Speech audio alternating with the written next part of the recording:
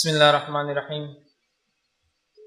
إن الحمد لله نحمده ونستعينه ونستغفره ونعوذ بالله من شرور أنفسنا ومن سيئات أعمالنا من يهدي الله فلا مضل له ومن يضلله فلا هادي له وأشهد أن لا إله إلا الله وحده لا شريك له وأشهد أن محمدا عبده ورسوله وبعد فإن خير الحديث كتاب الله وخير الهدي هدي محمد صلى الله عليه وسلم وشر الأمور محدثاتها وكل محدثة بدعة وكل بدعة ضلالة وكل ضلالة في النار. وقال عز وجل في القرآن المجيد أعوذ بالله من الشيطان الرجيم بسم الله الرحمن الرحيم يا أيها الذين آمنوا اتقوا الله حق تقاته ولا تموتن إلا وأنتم مسلمون. وقال يا أيها الناس اتقوا ربكم الذي خلق من نفس واحدة وخلق منها زوجها بث منهما رجالا كثيرا ونساء واتقوا الله الذي تسألون به والأرحام إن الله كان عليكم رقيبا. وقال يا أيها الذين آمنوا اتقوا الله وقولوا قولا سديدا يصلح لكم أعمالكم ويغفر لكم ذنوبكم ومن يطع الله ورسوله فقد فاز فوزا عظيما. اللهم صل على محمد وعلى آل محمد كما صليت على إبراهيم وعلى آل إبراهيم إنك حميد مجيد. اللهم بارك على محمد وعلى آل محمد كما باركت على إبراهيم وعلى آل إبراهيم إنك حميد مجيد. رب اشرح لي صدري ويسر لي أمري واحلل عقدة من لساني يفقهوا قولي. وقال عز وجل في القرآن المجيد بسم الله الرحمن الرحيم فاذکرونی اذکرکم واشکروا لی ولا تکفرون. اما بعد. تمام تعریفیں اس اللہ عز و جل کے لیے لائق و زیبا ہے جو تمام جہانوں کا بنانے والا اور اسے پالنے والا ہے، اور درود و سلام اس کے آخری نبی محمد صلی اللہ علیہ وسلم پر. الحمدللہ ہم تمام یہاں اس ہفتے واری درس قرآن کے لیے جمع ہوئے ہیں. انشاءاللہ العزیز اس مختصر سے وقت میں میں آپ تمام کے سامنے ایک بہت ہی بے انتہا اہم موضوع کی طرف اشارہ کرنے کی کوشش کروں گا. ایک ایسا موضوع، ایک ایسا ٹاپک، ایک ایسا جس کو ہم کہیں گے عنوان ہے کہ جس کے بارے میں ہم بہت زیادہ غفلتیں برتتے ہیں، حالانکہ اس پر عمل بہت آسان ہے، جس کو کہیں گے اللہ کا ذکر، اس کی فضیلت اور اس کی اہمیت. کہ اللہ کا ذکر ایک بہت آسان کام ہے، یاد رکھیے، اس لیے کہ زبان اس کے لیے لگتی ہے اور وقتاً فوقتاً وہ اللہ کو یاد کرتے رہے، یا دوسرے الفاظ میں زبان چلتی رہے اور ہر وقت اللہ کو یاد کرتی رہے، یہ اللہ کا ذکر ہے. ذکر کوئی خاص چیز نہیں یاد رکھی، ورنہ جب میں ذکر کے بارے میں بات کروں گا تو آپ لوگ سمجھیں گے اب مسجد میں جا کے جانماز بچھا کے یا گھر میں ایک مخصوص جگہ بنا کے وہاں جانماز بچھا کے ایک تسبیح لے کر پڑھتے بیٹھنا یہی ذکر ہے. یہ ذکر نہیں یاد رکھی. ذکر کے لیے آپ کو نہ کوئی مجلس کی ضرورت ہے، نہ کوئی محفل کی ضرورت ہے، نہ آپ اکیلے ہیں یا لوگوں کے ساتھ ہیں، آپ بازار میں ہیں یا گھر پر ہیں، شہر میں ہے یا سفر کے اندر ہے، آپ زمین پر ہے یا آسمان میں ہے، مطلب ہوا میں ہے یا سمندر میں ہے، کہیں بھی انسان ہو اللہ کا ذکر وہ کر سکتا ہے. اور چھوٹے چھوٹے جملے ہوتے ہیں، چھوٹی چھوٹی دعائیں ہوتی ہیں، چھوٹے چھوٹے اذکار ہوتے ہیں، بس یہ کر لے، یہ اللہ کا ذکر ہے. یاد رکھیں، تو خاص اس کے لیے آپ کو مجلس اور محفل نہیں سجانا ہے. یاد رکھیں، آپ جہاں بھی ہوں، جس حالت میں بھی ہو، جیسے بھی ہو، بس اللہ کو یاد کرتے رہے آپ. ٹھیک، ان الفاظ سے، ان جملوں سے، ان کلمات سے، جن الفاظ سے، جن جملوں سے، جن کلمات سے نبی اکرم صلی اللہ علیہ وسلم اللہ کو یاد کیا. اور اگر وہ بھی نہیں آتے ہیں تو کم از کم اپنی زبان میں اللہ کو یاد کرتے رہے، اس کا شکر ادا کرتے رہے، ہے نا.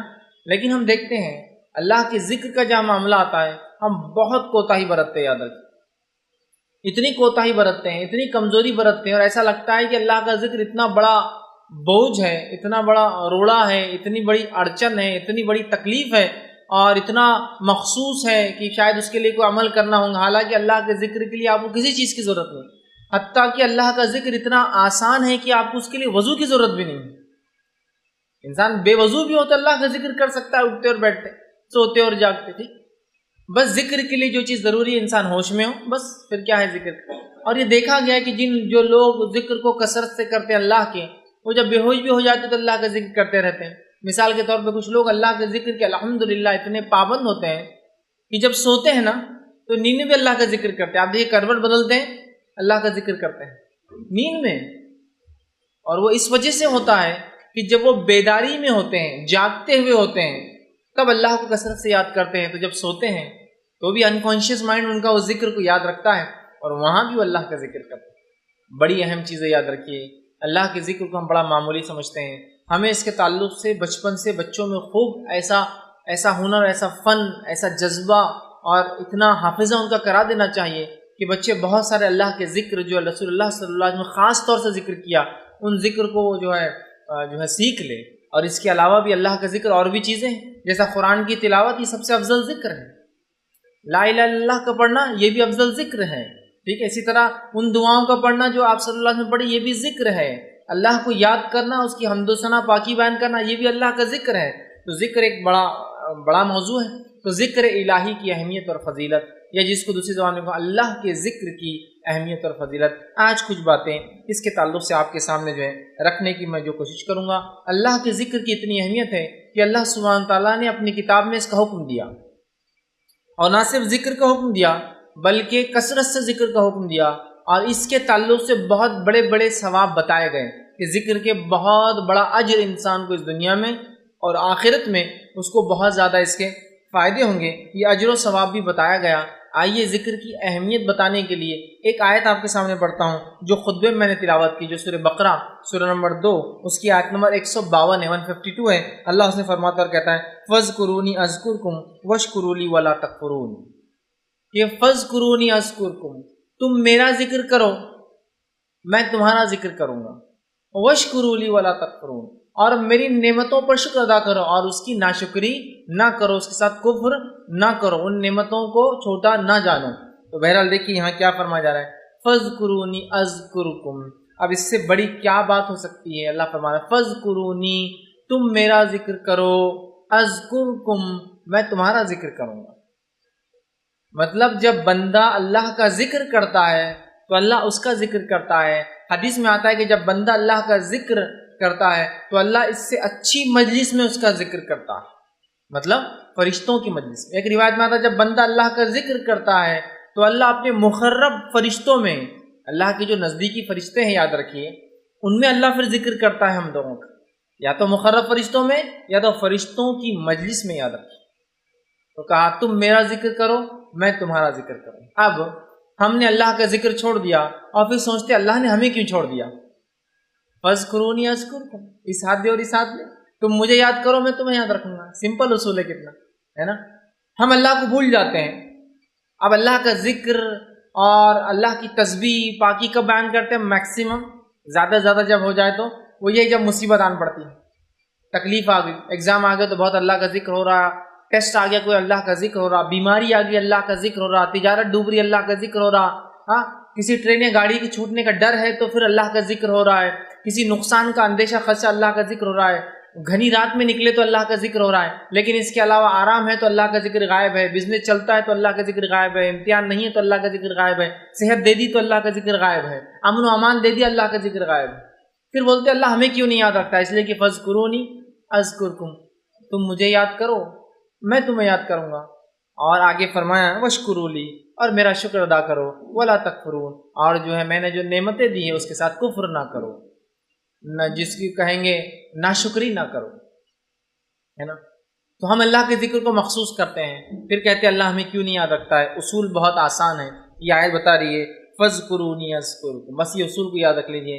ہم اللہ کو یاد کریں گے اللہ ہمیں یاد رکھیں گے. اور کیسے یاد رکھیں گا؟ ابھی انشاءاللہ عزیز میں احادیث کے ذریعے بہت ساری باتیں آپ کے سامنے رکھوں گا کہ کیسے اللہ یاد کرتا ہے، کیسے اللہ یاد رکھتا ہے، کہاں اللہ یاد کرتا ہے ہمیں. تو اللہ کے ذکر کو معمولی مت سمجھ. ایسا ہوتا ہے کچھ لوگوں نے اللہ کے ذکر کو مذاق بنا دیا، میں جانتا ہوں. ان لوگوں کی وجہ سے ہم حقیقت میں اللہ کا ذکر نہ بھول جائے. جیسا کہ کچھ لوگ اللہ کا ذکر سے مراد ہے نماز روزہ زکوٰۃ سب چھوڑ دیتے ہیں، جنگلوں میں جا کے بس اللہ بس چلاتے رہ رہے، گھوم رہے، ناچ رہے ہیں اور پتہ نہیں کیا کیا کر رہے ہیں. تو ان کو دیکھ کر ہمیں لگتا ہے یار اللہ کا ذکر بول تو کچھ تو بھی خاص چیز نہیں، یہ صوفیوں کا طریقہ نہیں. اللہ کا ذکر بڑی اہم چیز ہے، یاد رکھیں. یہ الگ بات ہے کچھ لوگوں نے اس کو غلط ریپرزینٹ کیا، لیکن اس کی وجہ سے اللہ کے ذکر کی اہمیت میں کمی نہیں آتی ہے. تو پہلی آیت جو میں نے آپ کے سامنے اس کی اہمیت کے تعلق سے رکھی ہوئی ہے فَاذْكُرُونِي أَذْكُرْكُمْ وَاشْكُرُوا لِي وَلَا تَكْفُرُونَ، تم میرا ذکر کرو اے بندو، میں تمہیں یاد کروں گا، تمہارا ذکر کروں گا. وَاشْكُرُوا لِي، اور میرا شکر ادا کرو، میری تسبیحات اور میری بڑائی بیان کرو. وَلَا تَكْفُرُونَ، اور میری نعمتوں کے ساتھ کفر نہ کرو. اب مجھے یاد کرنے کا حکم دینے کے بعد تاکہ اللہ بھی ہمیں یاد رکھے، اللہ سبحانہ تعالیٰ یہ چاہتا ہے کہ تمام بندے اللہ کی اس کی تعریف کرے، حمد و ثنا کرے، اس کا ذکر کرے، کھڑے سے، بیٹھے سے، لیٹے سے، مطلب ہر کیفیت میں. اللہ سبحانہ تعالیٰ اس تعلق سے فرماتا ہے سورہ آل عمران سورہ نمبر 3 آیت نمبر 191 بہت مشہور اور معروف آیت ہے۔ اللہ کے رسول صلی اللہ علیہ وسلم جب رات میں اٹھتے تو رات میں اٹھنے کے بعد سورہ بقرہ کی آخری 10 آیتیں آسمان کی طرف دیکھ کر تلاوت بھی کرتے تھے، 190 سے لے کر 200 تک۔ 191 میں اللہ سبحانہ تعالیٰ فرماتا ہے، اس آیت میں دیکھیے کیا فرماتا ہے، الذین یذکرون اللہ قیاما وقعودا وعلی جنوبہم۔ مومنوں کی صفت یہ ہے، یہ اللہ چاہتا ہی ہے کہ مومن ایسا کرے، اور یہ مومنوں کی صفت بھی ہے، اس لیے اس کو بیان کیا گیا الذین یذکرون اللہ قیاما، کہ مومنوں کی صفت یہ ہے، نیک انسانوں کی صفت یہ ہے کہ اللہ کا ذکر کرتے ہیں کھڑے سے۔ کھڑے سے ذکر نماز کی شکل میں ہو سکتا ہے، کھڑے سے ذکر دعاؤں کی شکل میں ہو سکتا ہے، کھڑے سے ذکر اللہ کو ہر قسم سے جو یاد انسان کھڑے رہ کر کرتا ہے۔ تو مومن کی صفت یہ جو اللہ چاہتا بھی، الذین یذکرون اللہ قیاما، کہ وہ یاد کرتے اپنے رب کو کھڑے سے۔ پھر فرمایا قیاما وقعودا، اور جب وہ بیٹھے ہوئے ہوتے ہیں تب بھی جو ہے مومن اللہ کو یاد کرتا ہے۔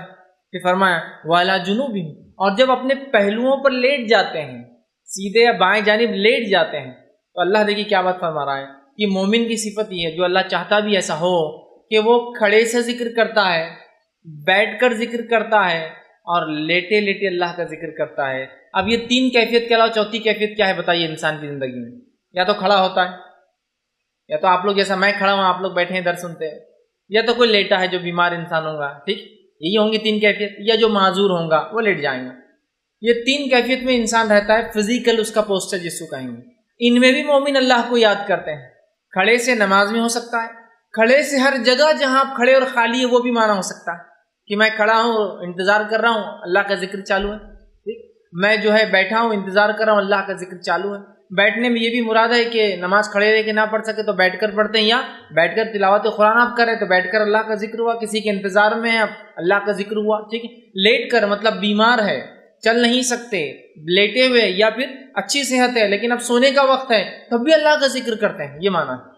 اور اس کی تفسیر میں ابن عباس رضی اللہ عنہ فرماتے اور کہتے ہیں، یعنی بندہ جو رات اور دن میں سمندر میں ہو یا جو ہے زمین پر ہو، سفر میں ہو یا جو ہے اپنے شہر میں ہو، غربت میں ہو یا مالداری میں ہو، بیماری میں ہو یا صحت مندی میں ہو، تنہائی میں ہو یا مجلس میں ہو، ہر حال میں اللہ کا ذکر کرتا ہے۔ اور یہی معنی تو ہے اس آیت کا، مطلب انسان سفر میں ہے، شہر میں ہے، زمین میں ہے، آسمان میں ہے، سمندر کے اندر ہے، ٹھیک ہے، مجلس میں ہے، انفرادی طور سے بیٹھا ہے، ٹھیک ہے، ہر حال میں، مالداری میں ہے، غربت میں ہے، تنگ دستی میں ہے، پریشانی میں ہے یا فراوانی میں ہے، اچھا معاملہ ہے یا برا معاملہ ہو، ہر حالت میں مومن بندے کی صفت یہ ہے، مومن اللہ کا ذکر کرتا ہے۔ اور اس کی صفت بیان کی، الذین یذکرون اللہ قیاما وقعودا وعلی جنوبہم، اللہ کا ذکر کرتے ہیں کھڑے سے، بیٹھ کر، اور اپنے پہلوؤں پر جب لیٹے ہوئے ہوتے ہیں، مطلب ہر کیفیت میں، ہر حال میں۔ اور فزیکلی یہی 3 پوزیشن ایک انسان لے سکتا ہے، کھڑا ہے، بیٹھا ہے یا لیٹا ہوا ہے، ٹھیک۔ تو ہر حال میں یاد رکھیں اللہ کا ذکر، اس لیے میں نے شروع میں کہ اللہ کے ذکر کو تو اتنا آسان ہے، کہیں بھی کبھی بھی ہو سکتا ہے، کوئی خاص موقع، کوئی خاص محل، کوئی خاص جگہ، کوئی خاص کچھ بھی نہیں چاہیے، آپ چاہیے اور ایک زبان چاہیے جو اللہ کو یاد کرتی ہے، بس اتنا ہی چاہیے۔ ہم کوشش کریں بکثرت اللہ کا ذکر کریں۔ اسی طرح جو ہے مومن بندے کو اللہ نہ صرف ذکر کا حکم دیتا ہے ہر حال میں، بلکہ کثرت سے ذکر کا حکم اللہ نے قرآن میں دیا۔ اللہ سبحانہ تعالیٰ قرآن میں فرماتا ہے، سورہ احزاب سورہ نمبر 33 کے آیت نمبر 41 اور 42 میں 41 42 میں اللہ فرماتا اور کہتا ہے، یا ایھا الذین آمنوا اذکروا اللہ ذکرا کثیرا۔ کیا فرمایا؟ یا ایھا الذین آمنوا اذکروا اللہ ذکرا کثیرا، اے وہ لوگوں جو ایمان لائے ہو، اللہ کا ذکر کرو کثرت کے ساتھ۔ کیسا ذکر کرو؟ ذکرا کثیرا، بہت زیادہ، جتنا ہو سکتا ہے اتنا ذکر کرو، تمہاری زبان کبھی ذکر سے نہ تھکے۔ آگے فرمایا وَسَبِّحُوا بُكْرَةً وَأَصِيلًا، اور اس کی تسبیح بیان کرو، اس کی پاکی بیان کرو صبح اور شام۔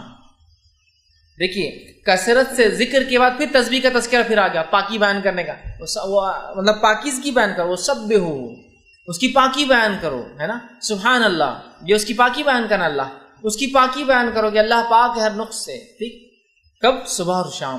تو یہاں دیکھیے اس آیت میں پہلے تو آیت فرما رہی یا ایھا الذین آمنوا، ایمان والوں تذکرہ ہے، ٹھیک، مطلب ایمان والا یہ کام کرتا ہے، یا ایھا الذین آمنوا اذکروا اللہ ذکرا کثیرا، اے وہ لوگوں جو ایمان لائے ہو، کثرت سے اللہ کا ذکر کرو، یسبحوا بکرۃ و اصیلا، اور تسبیح بیان کرو، پاکی بیان کرو اس کی صبح اور شام۔ تو یہ آیت نہ صرف ذکر کا حکم دے رہی ہے، کثرت سے ذکر۔ تو مومن اللہ کا ذکر کرتا ہے کیونکہ اس کا رب اسے یاد کرتا ہے۔ پھر مومن کھڑے سے، بیٹھے سے، لیٹے سے اللہ کا ذکر کرتا ہے، اور کتنا کرتا ہے؟ کثرت سے کرتا ہے، کثرت سے، اور اس کی پاکی بیان کرتا ہے۔ سبحان اللہ مطلب اس کی پاکی بیان کرتا ہے، اللہ پاک ہے، اس کی حمد و ثنا کرتا ہے نا۔ تو کثرت سے اللہ چاہتا ہے مومن بندہ اللہ کا جو ہے ذکر کرے۔ اسی طرح جو ہے اللہ رب العزت ایک دوسرے مقام پہ سورہ آل عمران سورہ نمبر 3 اس کے اندر 41 میں فرماتا اور کہتا ہے وَاذْكُرْ رَبَّكَ كَثِيرًا وَسَبِّحْ بِالْعَشِيِّ وَالْإِبْكَارِ۔ اللہ کے رسول صلی اللہ علیہ وسلم کو حکم آ رہا اور کہا جا رہا ہے وَاذْكُرْ رَبَّكَ، اے نبی آپ ذکر کیجئے اللہ کا، مطلب ذکر یہ حکم عام ہے ویسے۔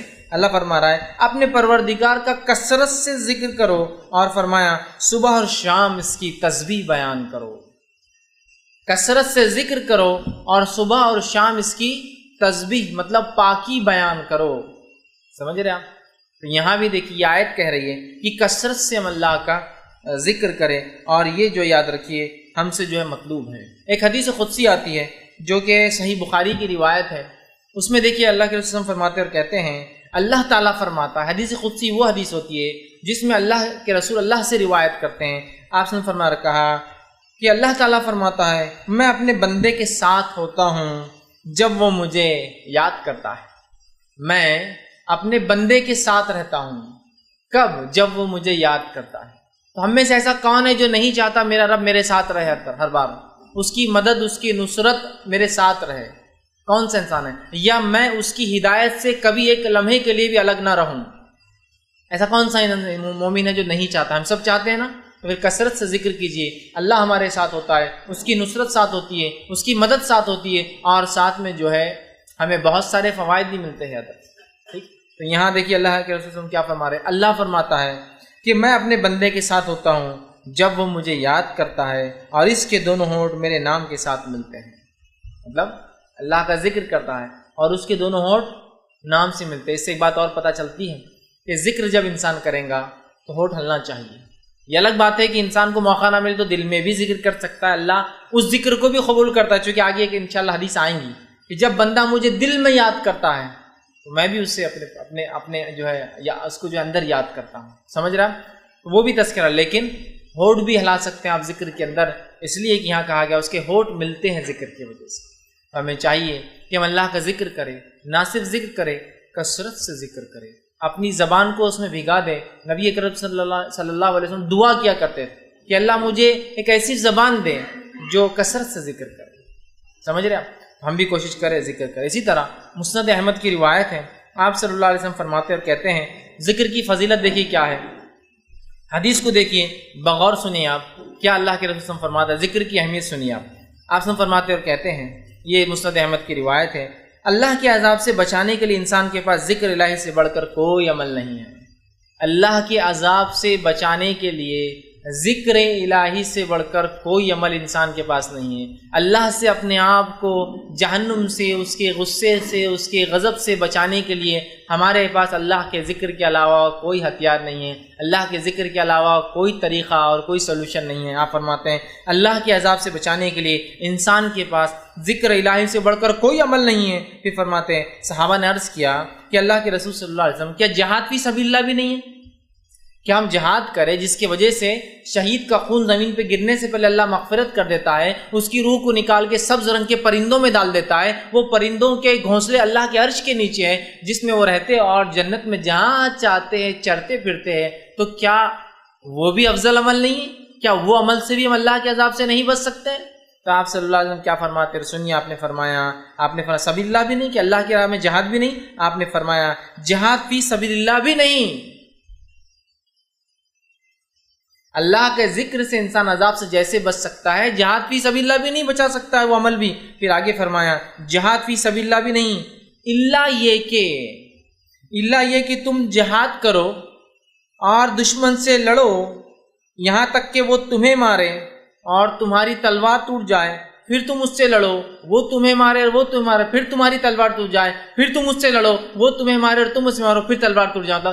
3 بار اگر جہاد میں کسی کی تلوار ٹوٹتی ہے تو اللہ کی غضب سے بچ سکتا ہے، لیکن ذکر الہی کی فضیلت یہ جو اسے کرتا ہے اللہ کی غضب سے بچ جاتا ہے۔ کیا فرمایا آپ نے؟ دیکھیے کہ مارو یہاں تک کہ تلوار ٹوٹ جائے، پھر مارو پھر تلوار ٹوٹ جائے، پھر مارو پھر تلوار ٹوٹ جائے۔ اگر 3 بار تلوار ٹوٹتی ہے، اور تلوار ٹوٹتی نہیں آسانی سے، آپ کو پتا ہونا چاہیے۔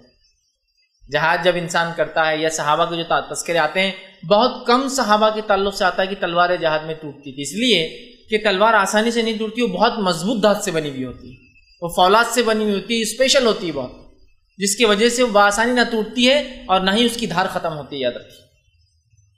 تو کہا 3 مرتبہ اگر تلوار ٹوٹتی ہے کسی کی جہاد میں، تو یہ تو اللہ کے غضب سے بچا سکتا ہے، لیکن آپ اندازہ لگائیے تلوار ٹوٹنا، جہاد میں جانا، جان جوکھم میں ڈالنے کے مقابلے میں یہاں اللہ کا ذکر دیکھیے آپ، ہم کو غضب سے بچا رہا اللہ۔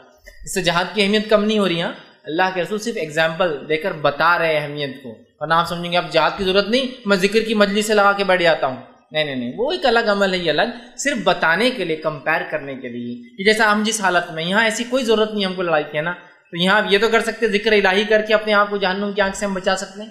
تو یہ دیکھیے کتنی اہم بات ہے۔ اسی طرح جامع ترمذی کی روایت ہے جس میں ذکر کی فضیلت بیان کی جاتی ہے، اور اللہ کے رسول صلی اللہ علیہ وسلم فرمایا اور کہا، یہ جامع ترمذی کی روایت آپ نے فرمایا اور کہا، جب تم میں سے کسی کا جنت کے کیاریوں میں سے گزر ہو تو وہاں چر لیا کرے۔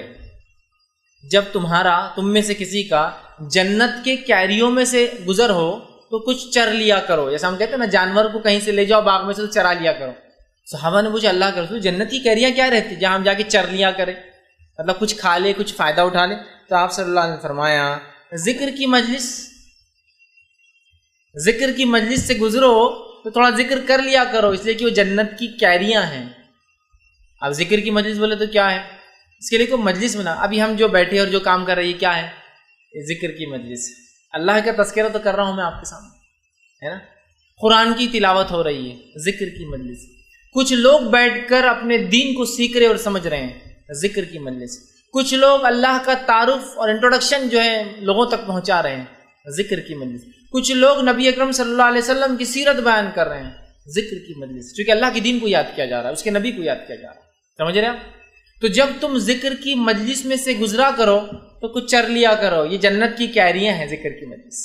مطلب کوئی انسان ہے، کوئی درس قرآن ہو رہا ہے، گزرتا جائے تو ضرور بیٹھے اس میں اور کچھ نہ کچھ بات سنتے ہوئے نکلے وہاں سے، کیونکہ یہ جو ہے ذکر کی مجلسیں ہیں، یاد رکھیں، ٹھیک ہے، یہ جنت کی کیریاں ہیں۔ اسی طرح جو ہے نبی اکرم صلی اللہ علیہ وسلم فرماتے ہیں، سنن ابن ماجہ کی روایت ہے، اور اس حدیث کے اندر جو بات اور جو اہمیت ذکر کو دی گئی ہے وہ اتنی زبردست ہے، اگر اس کو ہم سمجھ لیں اور اس کے مطابق ہم عمل کرنا شروع کر دیں تو بہت ہم فائدہ اٹھائیں گے۔ اللہ کے ذکر کی دیکھیے کیا اہمیت ہے۔ آپ صلی اللہ علیہ وسلم فرماتے ہیں، ابن ماجہ کی روایت ہے، سنن ابن ماجہ کی حدیث کے الفاظ سنیے آپ کیا ہیں، کیا میں تمہیں وہ عمل نہ بتا دوں جو تمہارے اعمال میں سب سے اچھا ہے؟ آپ صلی اللہ علیہ وسلم فرما رہے ہیں، کیا میں تم لوگوں کو اعمال میں وہ عمل نہ بتا دوں جو تمہارے عملوں کے اندر سب سے اچھا ہے؟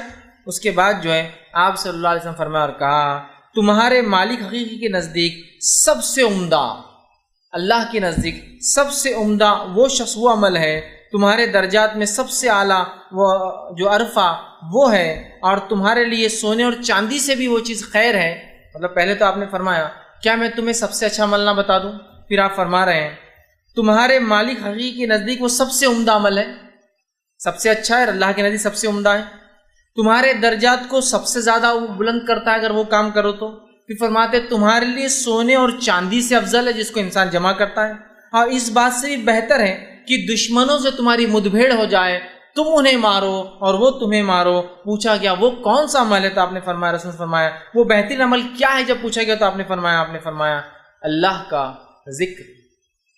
کیا فرمایا؟ ذکر اللہ، اللہ کا ذکر۔ اللہ کا ذکر سب سے افضل عمل ہے، سب سے اعلیٰ عمل ہے، سب سے زیادہ درجے بلند ہوتے ہیں، جہاز سے بھی بہتر ہے، اور سونا اور چاندی جس کو جمع کرنے کے لیے ہم سب کچھ دنیا میں کرتے ہیں، یہ قیامت میں اس سے بہتر ثابت ہوں گا۔ سمجھے آپ بات کو؟ کتنا اہم اور کتنا افضل عمل ہے اللہ کا ذکر، جس کو ہم بہت معمولی سمجھتے ہیں، اور اللہ کے ذکر کو اگر تھوڑا بہت کرتے بھی تو اتنا معمولی ہے، اتنا ہلکا، اسی کو انتہائی بودا۔ کسی سے ملاقات کرو تو سلام کرو، کیا جاتا ہے اس کے اندر مجھے بتائیے، چند جملے السلام علیکم، وہ ذکر تک نہیں ہو رہا تو باقی کیا ذکر سیکھیں گے اور کیا سکھائیں گے باقی لوگوں؟ سبحان اللہ، اللہ کی پاکی بیان کرنا، انشاءاللہ میں اللہ نے چاہا تو ماشاءاللہ، اللہ نے جیسا کل اللہ برکت دے.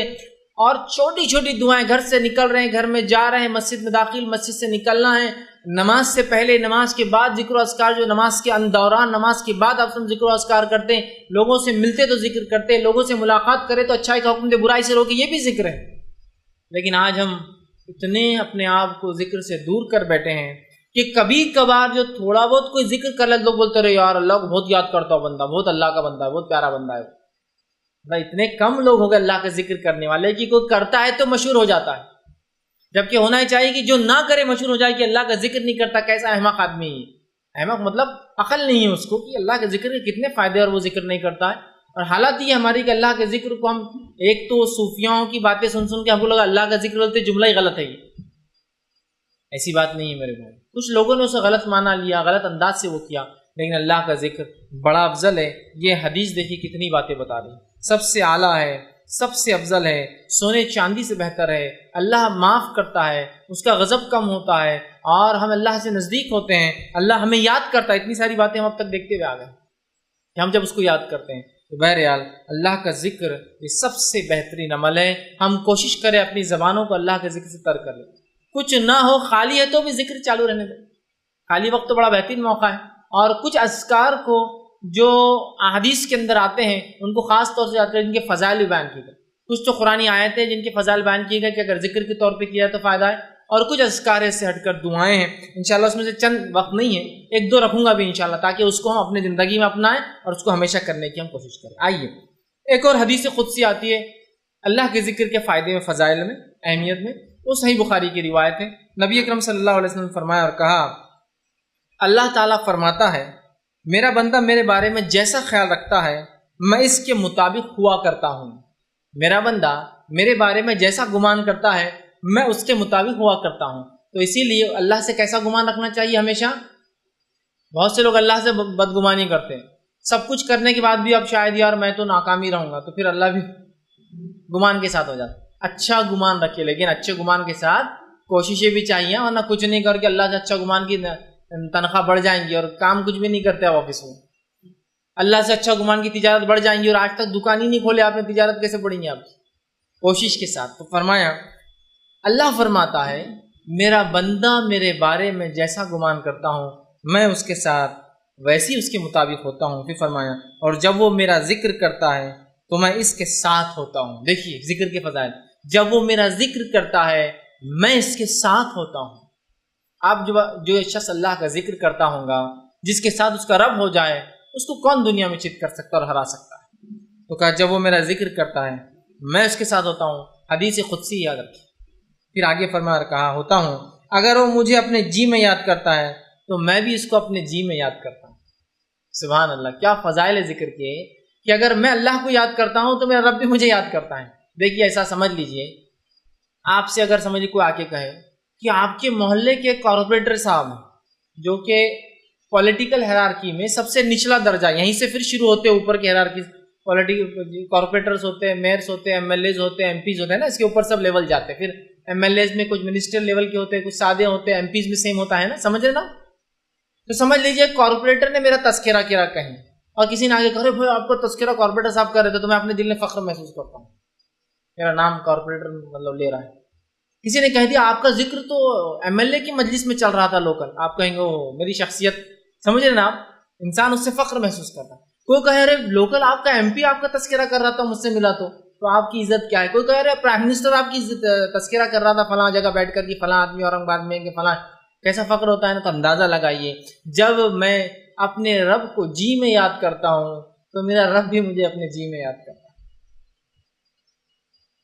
کتنی بڑی فضیلت ہے، کتنی بڑی فضیلت ہے ذکر کہ اللہ ہمیں یاد کرتا ہے. ہم اس کو خاموشی سے کر رہے ہیں، وہ خاموشی سے ہم کو یاد کرتا ہے. آگے آئیے ذرا آگے بڑھتے ہیں. فرما جی میں یاد کرتا ہے، اور اگر وہ کسی محفل میں میرا تذکرہ کرتا، اللہ فرما رہا ہے، تو میں اس کا ذکر اس سے اچھی محفل میں کرتا ہوں. اور جب کوئی بندہ اللہ کا تذکرہ مجلس میں کر رہا ہے تو اللہ اس کا تذکرہ اس سے اچھی مجلس، اس سے مراد فرشتوں کی محفل میں اس کا تذکرہ کرتا ہے. اب دیکھیے اب کیا کہنا، ایک تو ہے کہ کوئی منسٹر جو ہے دل میں یاد کرے مجھے، دوسرا یہ ہے میں یہ اللہ کے ساتھ اس مثال کو جوڑ نہیں رہا ہوں، صرف اہمیت کو سمجھانے کے لیے کہہ رہا ہوں، ورنہ اپنی اللہ کے لیے میں منسٹر کی مثال دی نہیں، نعوذ باللہ، اللہ کے لیے نہیں دے رہا ہوں، میں صرف بات کی اہمیت کی یاد کرنے کو ہم کتنا اہم سمجھتے ہیں کہ دنیا کا آدمی یاد کرے تو ہم فخر محسوس کرتے ہیں، رب یاد کرتا ہے اگر ہم اس کو یاد کرتے ہیں، اور اگر وہ مجلس میں کہے کہ فلاں شخص ایسا ایسا ہے پورے لوگوں میں جو اس کے لائق، اس کے ایبل، اس کے لیول کے لوگ ہو، تو آپ کی اہمیت کتنی بڑھتی ہے۔ اللہ ہمیں فرشتوں کی مجلس میں یاد کرتا ہے۔ تو جو شخص اللہ کا ذکر گزار بندہ ہے، ذکر کرتا ہے، وہ آسمانوں میں اس کی شہرت ہوتی ہے، دنیا میں شاید اس کو کوئی نہ پہچانے، لیکن آسمان میں مشہور ہوتا ہے وہ۔ آگے سنیے ابھی فرمایا کہ اگر وہ میرا مجلس میں تذکرہ کرتا ہے تو میں اس سے اچھی مجلس میں تذکرہ کرتا ہوں، اگر وہ مجھ سے ایک بالش قریب ہوتا ہے تو میں اس سے ایک ہاتھ قریب ہو جاتا ہوں، اگر وہ میری طرف بڑھتا ہے ایک بالش تو میں ایک ہاتھ اس کی طرف بڑھتا ہوں۔ پھر فرمایا اگر وہ ایک ہاتھ قریب ہوتا ہے تو میں ایک گز اس سے قریب ہو جاتا ہوں، اگر وہ ایک ہاتھ قریب ہوتا ہے تو ایک گز میں اس سے جو ہے 3.5-4 فٹ سے بڑا ایک گز اس سے قریب ہوتا ہوں، اور فرمایا کہ ایک گز سے قریب ہوتا ہوں، اور اگر وہ میری جانب چل کر آتا ہے تو میں اس کی جانب دوڑ کر جاتا ہوں۔ کتنے فضائل ہیں، کتنے فوائد ہیں، کتنی اہمیت ہے اللہ کے ذکر کی۔ دل میں یاد کرو، اللہ یاد کر رہا اپنے جی میں، محفل میں تذکرہ کرو، اللہ کر رہا تھا۔ اب جو چاہتا ہے اللہ اس کو یاد رکھے وہ اللہ کو یاد رکھے، جو چاہتا ہے اس کا تذکرہ اس سے اچھی مجلسوں میں وہ اللہ کا تذکرہ اس مجلسوں میں کرتا رہے، اور جو چاہتا ہے کہ اللہ اس سے قریب ہو تو وہ اللہ سے قریب ہونے کی کوشش کرے، یاد رکھے۔ ورنہ ہم اللہ سے قریب ہونے کی کوشش نہیں کرتے اور دعائیں چالو ہے کہ اللہ ہماری مدد کر، فلاں کر۔ آپ قریب تو ہوئیے اللہ کے، اللہ آپ سے قریب ہے کہ ہم ایک بالش تو اللہ ایک ہاتھ، ہم ایک ہاتھ تو اللہ ایک گز، اور اگر ہم چل کر جاتے رب کی طرف تو ہمارا رب دوڑ کر آتا ہے ہمارے۔ اس کی رحمت ایسی ہی یاد رکھی بندوں کے لیے، لیکن افسوس کی بات ہے ہم بندے اس کا شکر ادا نہیں کرتے، ہم بندے جیسا اس کا حق ہے ذکر کا نہیں کرتے، حالانکہ اللہ تعالیٰ ہمارے ٹوٹے پھوٹے ذکر کو بھی اور اعمال کو بھی قبول کرتا ہے اس کو یاد کیسے قبول کرتا ہے؟ دیکھیے آپ صلی اللہ علیہ وسلم فرماتے قیامت تب تک قائم نہ ہوں گی جب تک ایک شخص بھی لا الہ الا اللہ کہنے والا موجود ہوں گا، لا الہ الا اللہ۔ ایک روایت نے فرمایا قیامت سے پہلے لوگوں کو صرف اتنا پتا ہوگا لا الہ الا اللہ، تو صحابہ نے کہا اللہ کے رسول اس کے علاوہ کچھ نہیں؟ تو کہا نہیں، انہیں کچھ بھی یاد نہیں ہوگا، مطلب قیامت سے پہلے لوگوں کو محمد رسول اللہ بھی یاد نہیں ہوگا، نبی اکرم بھول جائیں گے، وہ ایک ایسا زمانہ آنے والا ہے۔ تو صحابہ نے پوچھا اللہ کے رسول یہ لا الہ الا اللہ کیا فائدہ دیں گا پھر ان کو؟ تو کہا یہ ان کے مغفرت کے لیے کافی ہو جائیں گے، اتنا سا ذکر لا الہ الا اللہ۔ مطلب قیامت سے پہلے لوگ کلمہ بھول جائیں گے، محمد رسول اللہ بھی نہیں پتا ہوگا، لیکن خالی لا الہ الا اللہ پڑھنا بھی ان کے لیے مغفرت کا ذریعہ بن جائے۔ اور آپ صلی اللہ علیہ وسلم نے حدیث فرمایا افضل الذکر لا الہ الا اللہ وافضل الدعاء الحمدللہ، سب سے افضل ذکر کیا ہے پتہ ہے آپ کو؟ لا الہ الا اللہ، اور سب سے افضل دعا الحمدللہ۔ سمجھ رہے آپ بات؟ بہت اہم ہے یہ ذکر، یاد رکھیں بہت اہم ہے یہ ذکر، اتنا اہم ہے کہ ایک روایت میں آتا ہے کہ ایک انسان جس کے اعمال حد نظر جہاں تک نظر جائیں گی وہاں تک گناہ ہوں گے اس کے نام اعمال، لیکن ایک مرتبہ اس نے خالص دل سے کہا ہوگا لا الہ الا اللہ،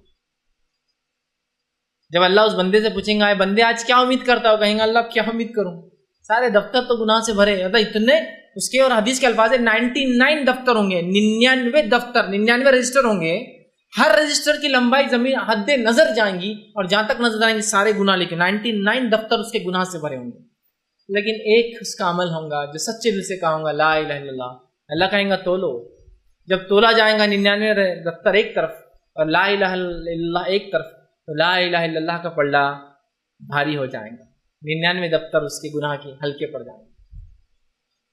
لا الہ الا اللہ ایک ذکر کی فضیلت بتا رہا ہوں میں آپ کو، تو ابھی تو ذکر و اذکار ایسے ایسے احادیث میں آتے ہیں جس کی کوئی انتہا نہیں، اس کو ہم کر سکتے، قرآن نے بھی بیان کی کئی دعاؤں کی شکل میں، احادیث میں بھی آتے ہیں فضائل کی شکل میں، لیکن وہ فضائل ہم کو نہیں سمجھتے، پتہ نہیں علم غلم فضائل ہم نے کہاں سے بنا لیے، وہ بڑے ہم کو سمجھتے ہیں، ہم جو اس چیز پہ آتا ہے، لیکن اس مجلسوں کو اس ذکر کو لا الہ الا مخصوص نہیں کرنا چاہیے، جو عام ہے اس کو عام رہنے دیجیے، تعداد مقرر ان ذکروں کی تعداد ہم کبھی مقرر نہ کریں جو ذکر کی تعداد رسول اکرم صلی اللہ علیہ وسلم نے مقرر نہیں کی کہ 100 لاکھ 1 لاکھ بار 1,44,000 بار 24 نہیں، جو تعداد عام ہے جس کی خاص آپ نے بتایا اتنے بار تو ان کو اتنی بار ہی پڑھنا چاہیے، ٹھیک ہے؟ تو دیکھیے کتنی اہم فضیلت ہے ذکر کی۔ اسی طرح جو ہے ذکر کے تعلق سے جو ہے نبی اکرم صلی اللہ علیہ وسلم فرماتے ہیں اور کہتے ہیں، یہ سنن ابو داؤد کی روایت ہے، حدیث کے الفاظ اس طرح سے، کوئی جماعت کسی مجلس میں اللہ کا ذکر کرنے کے لیے نہیں بیٹھتی مگر رحمت کے فرشتے اسے گھیر لیتے ہیں اور اللہ کی رحمت اسے ڈھانپ لیتی ہے، اور اللہ اس جماعت کا ذکر فرشتوں کے درمیان کرتا ہے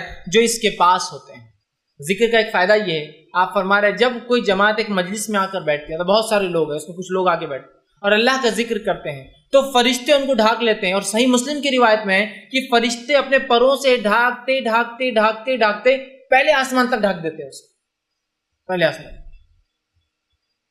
اور اس روایت میں کہ فرشتے ڈھانک لیتے ہیں، اللہ کی رحمت ان پر غالب آ جاتی ہے اور اللہ ان کا ذکر اپنے نزدیکی فرشتوں میں کرتا ہے۔ مقرب فرشتے یاد رکھیے، اس کے اسپیشل ہوتے ہیں نزدیکی فرشتے، اور یہ مقرب فرشتے بڑے اہم ہیں، یاد رکھیے، اس لیے کہ جب بندہ اللہ کو ذکر کرتا ہے، اللہ سے توبہ کرتا ہے تو یہ فرشتوں کو اس کا علم ہوتا ہے چونکہ اللہ انہیں دیتا ہے، اور وہ اللہ سے گزارش کرتے ہیں اللہ اسے معاف کر دے، اس لیے کہ یہ تیرا ذکر کرتا ہے تو اس سے معافی طلب کر، اور اللہ ان کی بات کو سنتا بھی ہے اس لیے کہ وہ اسپیشل فرشتے ہیں، سمجھ رہے آپ؟ تو اللہ مخرب فرشتے میں، صحیح مسلم کی روایت ہے فرشتے پروں سے گھیرتے گھیرتے آسمان تک گھیر لیتے ہیں، اللہ اس مجلس کی مغفرت کر دیتا ہے، اور فرشتوں کہا ہے فرشتوں یہ جتنے لوگ اس مجلس میں تھے جو میرے ذکر کی تھے سب کو معاف کر دیا جائے۔ تو فرشتے کہتے ہیں اللہ اس میں تو ایک دو لوگ ایسے تھے یا کچھ لوگ ایسے تھے جو ایسا گزر رہے تھے، گزرتے گزرتے آ کے کچھ دیر کے لیے صرف بیٹھ گئے، تو اللہ کہتا ہے انہیں بھی معاف کر دو اس لیے کہ وہ جس مجلس میں بیٹھے تھے اس مجلس کی وجہ سے ان کی مغفرت کر دو۔ اور ذکر کرنے والوں کی اہمیت دیکھیے کہ اگر کوئی چلتے چلتے بھی بیٹھ کے کچھ سن لیتا ہے تو وہ بھی مغفور ہو جاتا ہے، اس کی بھی مغفرت ہو جاتی ہے۔ کیوں؟ کیوں تو مجلس ہی ایسی ہوتی ہے کہ اس میں کسی کو معاف مطلب جس کو کہیں گے اس کو معافی نہ دے، ایسا ہو ہی نہیں سکتا، کہ تو اللہ کے ذکر کی مجلس ہے۔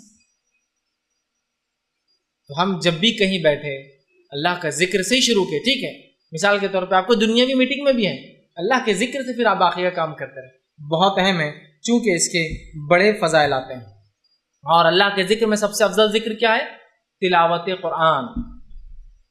نہیں تو اب ذکر بولا تو آپ دعائیں وہاں یاد رکھیں گے، قرآن چھوڑ دیں گے۔ سب سے افضل ذکر قرآن ہے، اس کا ہر حرف پڑھنے پر کتنی نیکیاں ملتی ہے؟ 10 نیکیاں ملتی ہے کہ اس کا ہر حرف جب انسان پڑھتا ہے تو اس پہ 10 نیکیاں ملتی ہے نا۔ آپ نے فرمایا جب کوئی انسان قرآن پڑھتا ہے ہر حرف پہ 10 نیکی ملتی ہے، اور میں یہ نہیں کہتا ہوں الف لام میم ایک حرف ہے، بلکہ الف حرف و لام حرف و میم حرف، کہ الف ایک حرف ہے، لام ایک حرف ہے، میم مطلب اگر تو کتنے نیکیاں مل جاتی ہیں؟ 30 نیکیاں۔ بہت اہم چیزیں معمولی نہیں ہوتی، سمجھ رہے ہیں اب؟ 30 نیکیاں اس کو مل جاتی ہے، یاد رکھیے۔ تو ہمیں کوشش کرنا چاہیے سب سے پہلے قرآن کو کثرت سے پڑھے، پھر اس کے بعد جو ہے جو دعائیں قرآنی آتی ہے، جو دعائیں احادیث کی، چونکہ یہ ذکر میں سب سے افضل چیزیں ہیں، یاد رکھیے، ٹھیک۔ اسی طرح جو ہے نبی اکرم صلی اللہ علیہ وسلم نے کچھ مخصوص ذکر بتائے ہیں، میں پورے نہیں رکھوں گا، میں 3 ہی رکھوں گا چونکہ وقت نہیں تھا، لیکن بہت اہم 3 میں نے چن کے رکھے اور جو اتنے آسان ہیں اتنے عام ہیں ہم ہمیشہ کر سکتے ہیں انشاءاللہ۔ کم از کم ایک ذکر کی مجلس تھی، ایک ذکر کا درس تھا، اور 3 ذکر تو سیکھ کر جائے تاکہ اس کو زندگی میں لاگو کر لیں تو ہمارے لیے فائدے مند ثابت ہوں گا۔ آئیے وہ کون سے میں نے 3 ذکر چنے ہیں کہ میں آپ کے سامنے صرف فضائل بیان کرنے میں کتنے اہم ہے اللہ کا ذکر وہ رکھ رہا ہوں، ورنہ بہت سارے اور بھی دعائیں ہیں۔ پہلا جو ہے نبی اکرم صلی اللہ علیہ وسلم فرماتے اور کہتے ہیں ذکر کے تعلق سے اور اس کی اہمیت بتاتے ہیں، اور یہ جو ہے ترغیب و ترہیب میں جو ہے یہ روایت ملتی ہے جو کہ صحیح روایت ہے۔ آپ صلی اللہ علیہ وسلم فرمایا اور کہا اور فرمایا، اور حدیث کے الفاظ اس طرح سے فرمایا، آپ نے فرمایا، ارشاد فرمایا کہ جو شخص 10 مرتبہ ان کلمات کو پڑھے، کیا فرمایا؟ جو شخص ان کلمات کو 10 مرتبہ پڑھتا ہے، وہ کلمات کیا ہے؟ لا الہ الا اللہ وحدہ لا شریک لہ لہ الملک ولہ الحمد وہو علی کل شیء قدیر۔ کیا ہے؟ کون سے کلمات ہیں؟ بہت آسان ہے، اس کو عام زبان میں چوتھا کلمہ بولتے ہیں۔ اب یہ الگ بات ہے کہ لوگوں نے 1 سے 7 کلمے بنائے، کیسے بنائے نہیں پتا، لیکن بہرحال ایک عام سمجھ کے لیے بول رہا ہوں، ٹھیک ہے؟ اول کلمہ، دوم کلمہ، سوم کلمہ، چہارم کلمہ، پنجم، تو چاروں ہے، ٹھیک۔ ہندوستان میں 7 کلمے، پہلے ہم جب سیکھتے تھے جب 5 سیکھے تھے ہم نے، لیکن ابھی نئے بچے 7 کلمے سیکھتے ہیں۔ بہرحال تو ان ترتیب میں اگر لیا جائے تو یہ چوتھے میں آتا ہے، لا الہ الا اللہ وحدہ لا شریک لہ لہ الملک ولہ الحمد وہو علی کل شیء قدیر۔ تو آپ فرماتے اور کہتے ہیں کہ آپ نے فرمایا کہ جو شخص اس کلمے کو 10 مرتبہ پڑھتا ہے، ٹھیک ہے، لا الہ الا اللہ وحدہ لا شریک لہ، کہ اللہ جو ہے لا الہ، اللہ کے سوا کوئی معبود برحق نہیں، وہ ایک ہے، اس کا کوئی شریک نہیں، ٹھیک ہے۔ اس کے الفاظ جو ہے لہ الملک والحمد، اسی کے لیے جو ہے تمام ملکیت ہے اور اسی کے لیے تمام تعریفیں ہیں، وہو علی کل شیء قدیر، اور وہ تمام چیزوں پر قادر ہے، ٹھیک ہے، ٹھیک ہے۔ یہ اس کا ترجمہ ہے۔ جو شخص اس کو 10 مرتبہ پڑھتا ہے دن میں، آپ سے فرماتے ہیں اس کا ثواب ایسے ہے گویا اس نے بنی اسماعیل میں سے 4 غلاموں کو آزاد کیا۔ اسماعیل علیہ السلام کی نسل میں سے کتنے لوگوں کو آزاد کیا؟ 4 لوگوں کو۔ اور آپ کو پتہ ہے کہ آدم علیہ السلام سے لے کر نبی اکرم صلی اللہ علیہ وسلم تک اسماعیل علیہ السلام کی جو نسل کا تذکرہ کیوں آ رہا ہے؟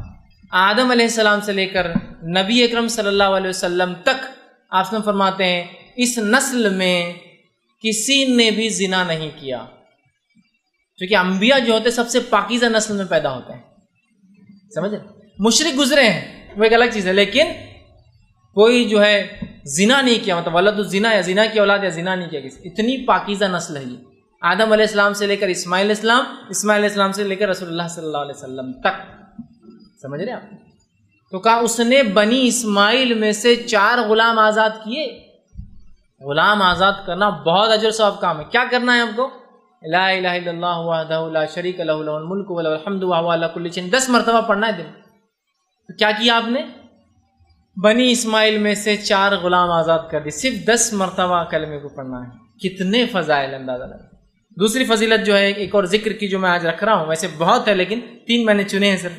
دوسری فضیلت والا ذکر ہے جو بہت آسان ہے، ہم سب کر سکتے ہیں، وہ یہ ہے جو کہ ترغیب و تہذیب، اسی میں جو یہ صحیح روایت ہے، بہت مشہور اور معروف روایت ہے کہ آپ صلی اللہ علیہ وسلم نے فرمایا جو شخص نماز کے بعد 33 مرتبہ الحمدللہ، 33 مرتبہ سبحان اللہ، 33 مرتبہ اللہ اکبر کہتا ہے اور آخر میں یہ کہتا ہے لا الہ الا اللہ وحدہ لا شریک لہ لہ الملک و لہ الحمد وہو علی کل شیء قدیر، وہی جو میں نے اس سے پہلے رکھا۔ تو 33 بار جو ہے اس شخص نے جو ہے الحمدللہ کہا، 33 بار سبحان اللہ کہا، 33 بار اللہ اکبر کہا، اور اس کے آخر میں یہ کہا، چونکہ 33 اور 33 ہو گئے 99 اور آخر میں 100 کی گنتی پوری کر دی، یہ کہہ کر کہ لا الہ الا اللہ وحدہ لا شریک لہ لہ الملک و لہ الحمد وہو علی کل شیء قدیر۔ تو آپ فرماتے اور کہتے ہیں جب یہ کہتا ہے تو آپ سے فرماتے ہیں کہ جو ہے اس کے فائدہ یہ ہے تو اس کے سارے گناہ معاف کر دیے جاتے ہیں، گویا اگر اس کے گناہ سمندر کے جھاگ کے برابر بھی ہو تو۔ ایک روایت نے فرمایا یہ پڑھنا غلام آزاد کرنے سے زیادہ بہتر ہے۔ ایک روایت فرمایا اس کے پڑھنے سے 10 نیکیاں ہر اس پہ ملتے ہیں، مطلب اس کو 1000 نیکیاں ملتی، 100 بار پڑھا نا، 100 پڑھنے پہ اس کو 1000، 10 ہر اس پہ 10 تو 1000 نیکیاں ملتی ہے، 1000 گناہ معاف کر دیے جاتے ہیں۔ یہ فضائل اتنا آسان ہے نا کہ سارے گناہ حتیٰ کہ سمندر کے جھاگ کے برابر گناہ ہو کتنے کثرت سے سب معاف کر دیا جاتے، صرف ہر نماز کے بعد 33 مرتبہ 33 مرتبہ 33 مرتبہ الحمدللہ سبحان اللہ الحمدللہ اور اللہ اکبر کہہ دے، اس کے سارے گناہ معاف۔ اور یہ گناہ صغیرہ ہوتے ہیں، یاد کبیرہ کے لیے توبہ ضروری ہوتی ہے۔ کتنے فضائل ہیں۔ تیسری چیز جو میں نے جو بہرحال آج کے لیے چنی ہے وہ یہ ہے، اور بہرحال ایک اور ہے، 4 میں نے وہ کی ہے۔ تیسری چیز جو چنی ہے وہ بھی بڑی آسان ہے، بہت آسانی سے ہم کر سکتے ہیں اور سب کو یاد ہے۔ آپ صلی اللہ علیہ وسلم فرماتے ہیں اور کہتے ہیں، یہ حدیث جو ہے ترغیب و تہذیب کی ہی آپ نے فرمایا اور کہا جو شخص ٹھیک ہے یہ پڑھے جو ہے لا حول ولا قوت الا باللہ، حدیث کا الفاظ اس لیے ہے قل لا حول ولا قوت، جو شخص اس کا وظیفہ کرے لا حول ولا قوت الا باللہ فإنہ کنز من کنوز الجنہ، یہ حدیث کے الفاظ ہے قل لا حول ولا قوت الا باللہ فإنہا کنز من کنوز الجنہ، کہ جو شخص لا حول ولا قوت الا باللہ یہ پڑھیں گا تو یہ جنت کے خزانوں میں سے ایک خزانہ ہے۔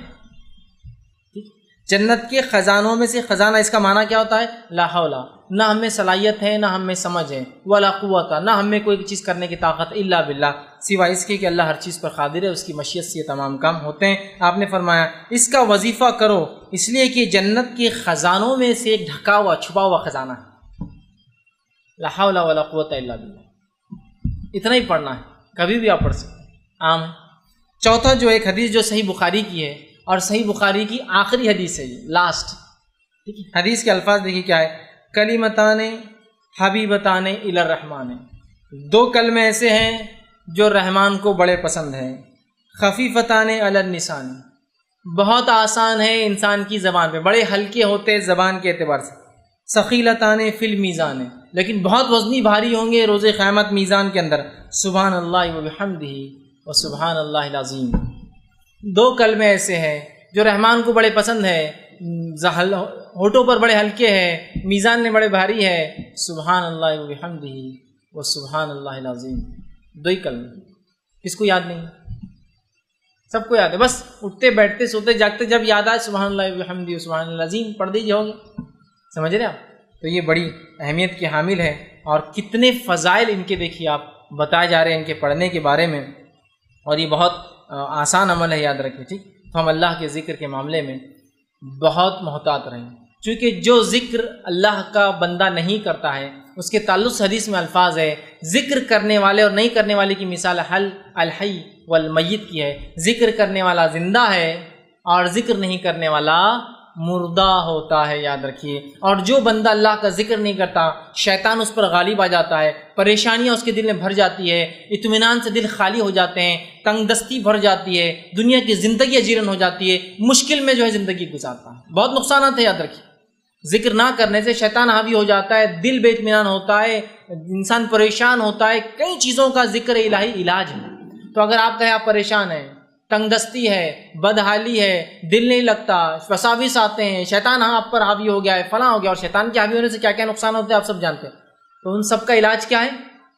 اللہ کا ذکر اس کا علاج۔ آئیے میں اس کی کچھ دلائل آپ کے سامنے رکھتا ہوں کہ جو ہے رسول اللہ صلی اللہ علیہ وسلم فرماتے اور کہتے ہیں کہ بندہ جب اللہ کا ذکر کرتا ہے تو شیطان اس سے دور بھاگ جاتا ہے۔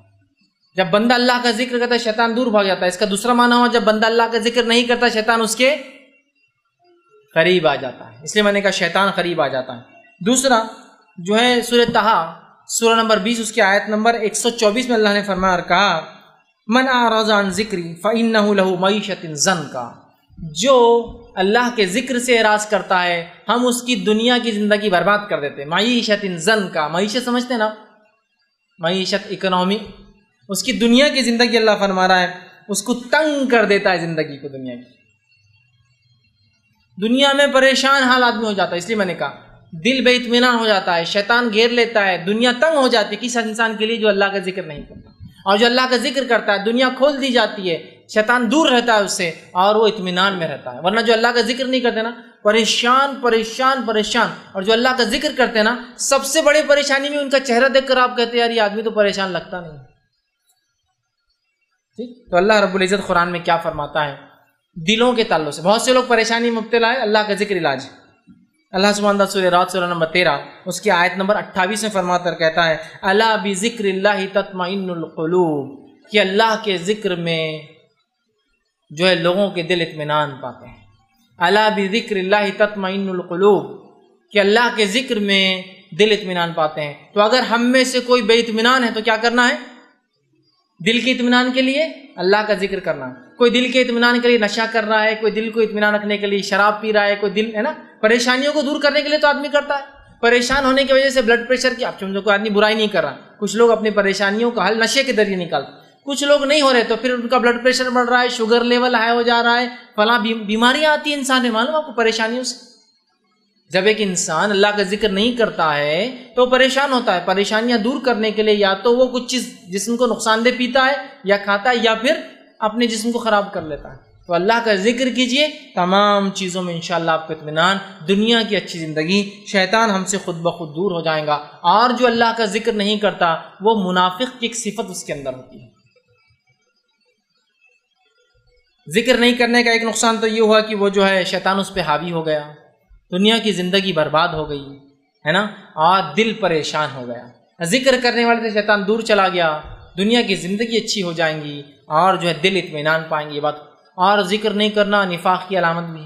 اللہ رب العزت فرماتا ہے سورہ نساء سورہ نمبر 4 اس کی آیت نمبر 142 میں اللہ فرماتا ہے اور کہتا ہے ان المنافقین یخادعون اللہ وهو خادعهم، کہ منافق وہ ہے جو اللہ کو دھوکہ دینا چاہتے ہیں حالانکہ یہ خود دھوکے میں ہیں۔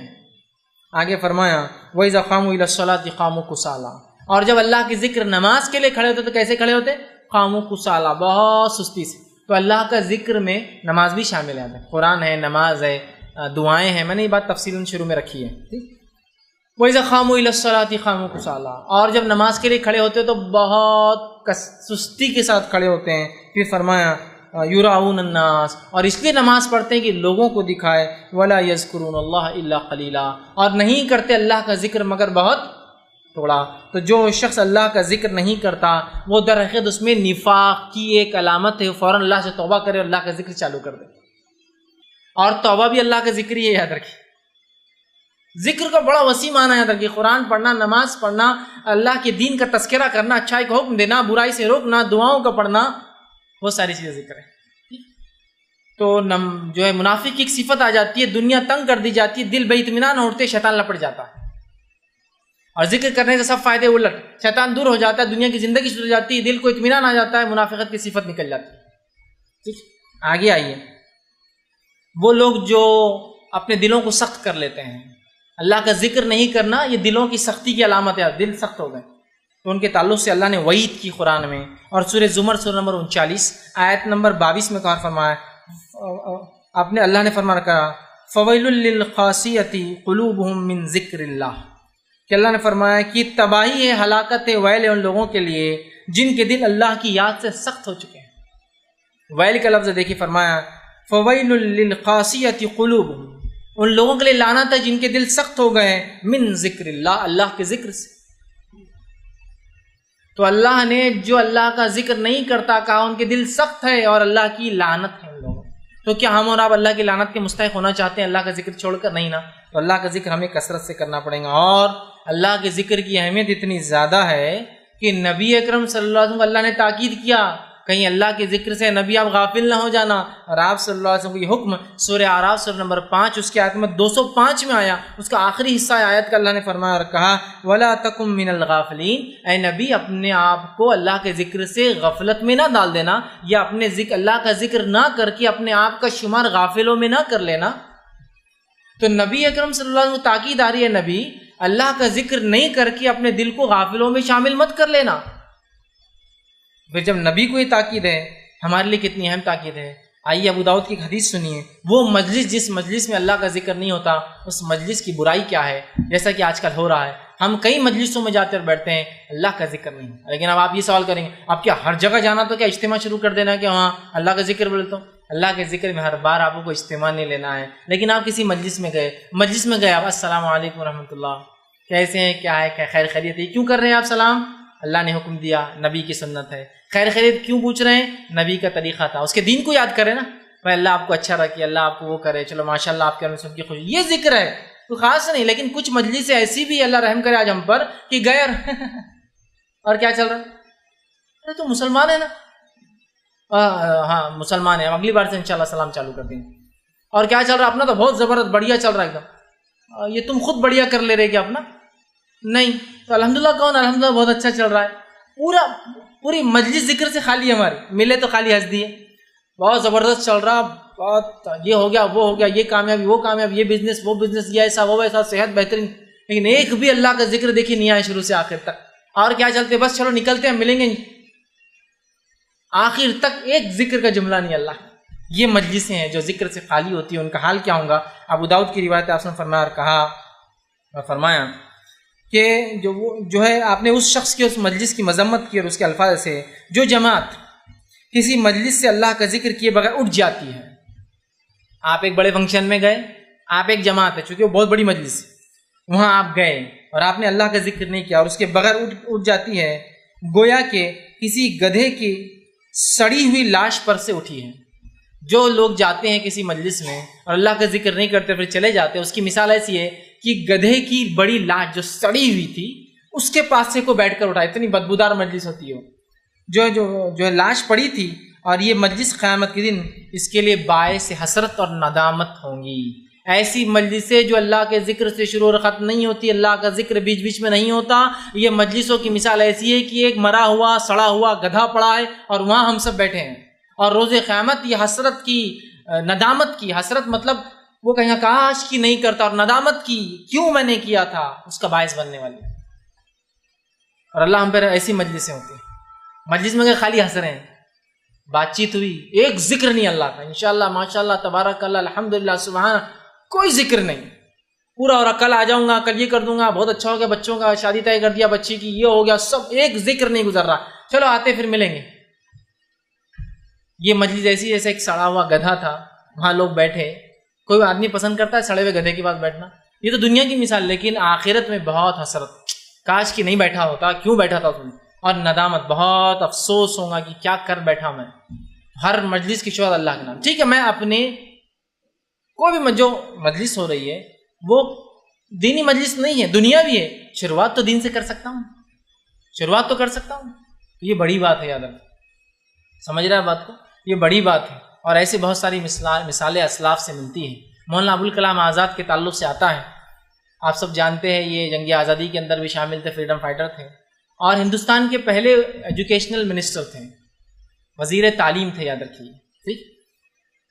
تو یہ جب پارلیمنٹ میں کھڑے ہوتے اور بات کرتے تو ان کے تعلق سے نہرو اور جو ہے پٹیل لکھتے ہیں کہ ایک چیز ہم کو جو آزاد کی ذرا کھٹکتی تھی، یہ جب کھڑے ہوتے تھے پارلیمنٹ میں اور تقریر دیتے تھے، اس سے پہلے پورا خطبہ حاجت پڑھتے تھے، ان الحمدللہ نحمدہ ونستعینہ، پورا خطبہ حاجہ پڑھتے تھے، اور اس کے بعد اپنی تقریر پارلیمنٹ میں رکھتے تھے کہ تو وہ اس مجلس کو بھی خالی نہیں چھوڑنا چاہتے تھے اللہ کے ذکر سے، خطبہ حاجہ پڑھ کے بات رکھتے تھے، اللہ کے نام سے مجلس کی شروعات کرتے تھے۔ تو ایسی مثالیں ملتی ہیں کہ لوگوں نے ایسی جگہوں پہ بھی اللہ کے ذکر سے شروع کیا جہاں ضرورت ہی نہیں ہے۔ پارلیمنٹ کی مجلس کو اللہ کے ذکر کی مجلس ہوتی ہے کہ دنیاوی امور اس میں طے کی جا رہے، اور بنائی بھی دنیاوی لوگوں کی طرف سے ہے، وہ اس میں بھی اللہ کے ذکر سے بات شروع کرتے تھے۔ تو اللہ کے ذکر، کوئی بھی مجلس، دنیاوی مجلس، ہماری میٹنگ ہے دنیاوی، الحمدللہ رب العالمین، اس سے تو شروع کر سکتے ہیں، پھر آپ چلتے رہیے، بیچ بیچ میں اللہ کا ذکر چلتے رہیں گا، وقتاً فوقتاً، انشاءاللہ کی شکلیں، ماشاءاللہ کی شکل، سمجھ رہے ہیں؟ لیکن ہم دیکھتے، بہت افسوس کی بات ہے، ہماری مجلس سے 100% خالی ہوتی ہے، ہمارے الفاظ ایسا بنا لیجیے اپنے آپ کو کہ یہ تو ہوں گا ہی نہیں کہ انشاءاللہ ماشاءاللہ کے بغیر کوئی بات میری شروع ختم ہو۔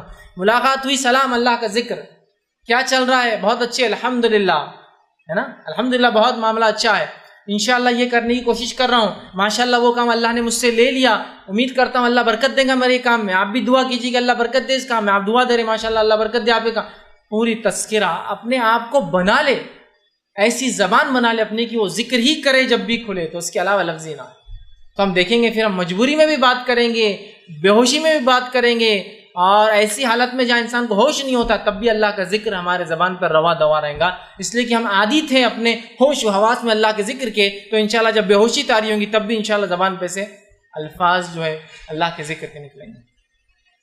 تو بہت زیادہ ضروری ہے اپنے آپ کو ہم جو ہے سختی سے جو ہے ذکر کرنے والا بنائیں، اور ذکر کرنے والوں کا کیا فائدہ ہوتا ہے۔ آئیے سورہ احزاب سورہ نمبر 33 آیت نمبر 35 میں اللہ نے فرمایا اور کہا وَالذَّاكِرِينَ اللَّهَ كَثِيرًا وَالذَّاكِرَاتِ أَعَدَّ لَهُم مَغْفِرَةً وَأَجْرًا عَظِيمًا۔ یہ فائدہ ہے ذکر کا، کیا فرمایا؟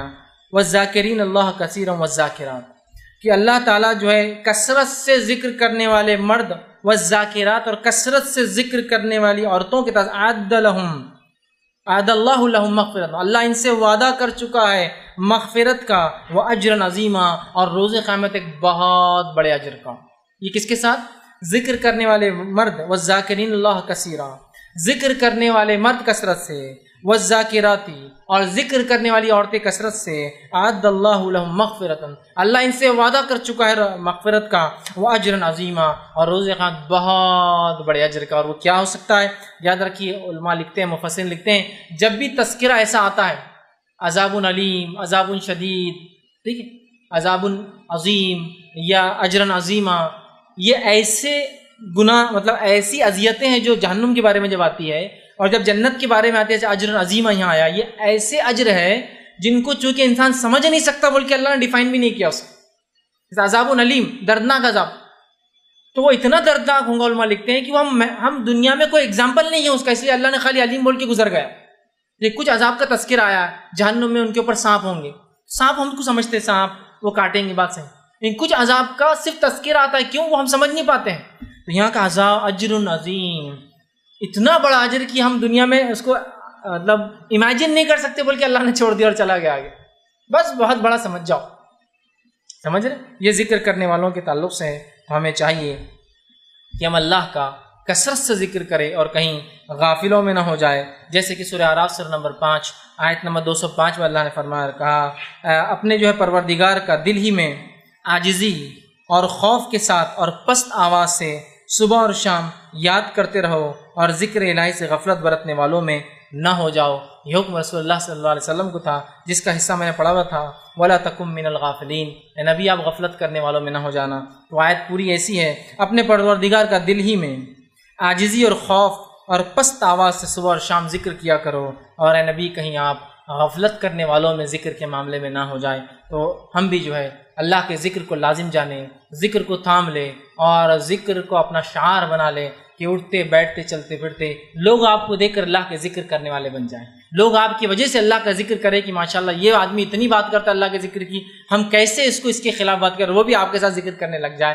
ورنہ ہوتا ہے کہ ہم اتنی گندی باتیں اپنے زبانوں سے نکالتے ہیں، ذکر کے خلاف کام کرتے ہیں، جس کے نتیجے میں لوگ ہم سے برائی سیکھتے، اچھا نہیں۔ تو لہٰذا ہم کوشش کریں اپنی زبانوں کو اللہ کے ذکر سے تر رکھیں اور ہمیشہ اللہ کے ذکر کو غالب جانیں، اور ہمیشہ اللہ کے ذکر کو اپنے پر لازم جانیں، اور اللہ کا ذکر میں اپنی زبان کو تر رکھیں۔ انشاءاللہ عزیز دنیا میں اس کے فائدے اٹھائیں گے، انشاءاللہ عزیز آخرت میں اس کے فائدے۔ ورنہ ایک پریشان کن زندگی، دنیا کی ایک بری زندگی، شیطان کے وسوسے اور ہم پر غلبہ ہو جائیں گا، اور جو ہے آخرت میں ہم بہت بڑا خسارہ اٹھائیں گے۔ اور ذکر کرنے سے قلب کا اطمینان، دل کا اطمینان، دل سے بیماریاں اور بہت سارے مسائل سے انسان پریشانی سے دور ہوں گا، شیطان ہم سے دور ہو جائیں گا، اور آخرت میں بہت بڑے ایک اچھی دنیا کی زندگی اور آخرت میں بہت بڑا ہم اجر پائیں گے۔ تو یہ چند باتیں تھیں جو اللہ کے ذکر کے تعلق سے میں نے جو مناسب سمجھی آپ کے سامنے رکھی۔ آخر میں اللہ تعالیٰ سے دعا ہے کہ اللہ سبحانہ تعالیٰ جو کچھ کہا سنا گیا اسے عمل کی توفیق عطا فرمائے، ہم تمام کے لیے اپنا ذکر کرنا جو ہم آسان کریں، ہمیں ایک ایسی زبان ہے اللہ عطا فرمائے جو تیرا ذکر ہی کرتے رہے، اور ساری زندگی ہم تیرا ذکر کریں، اور جہاں کہیں ہو اللہ ہم تیرا ذکر کریں، اور خاتمہ بھی ہمارا تیرا ذکر پر ہی ہو، اور جب تک ہمیں زندہ رکھے اسلام اور ایمان پر زندہ رکھے، خاتمہ ایمان پر ہو۔ وآخر دعوانا ان الحمد للہ رب العالمین، سبحان ربک رب العزۃ عما یصفون وسلام علی المرسلین والحمد للہ رب العالمین۔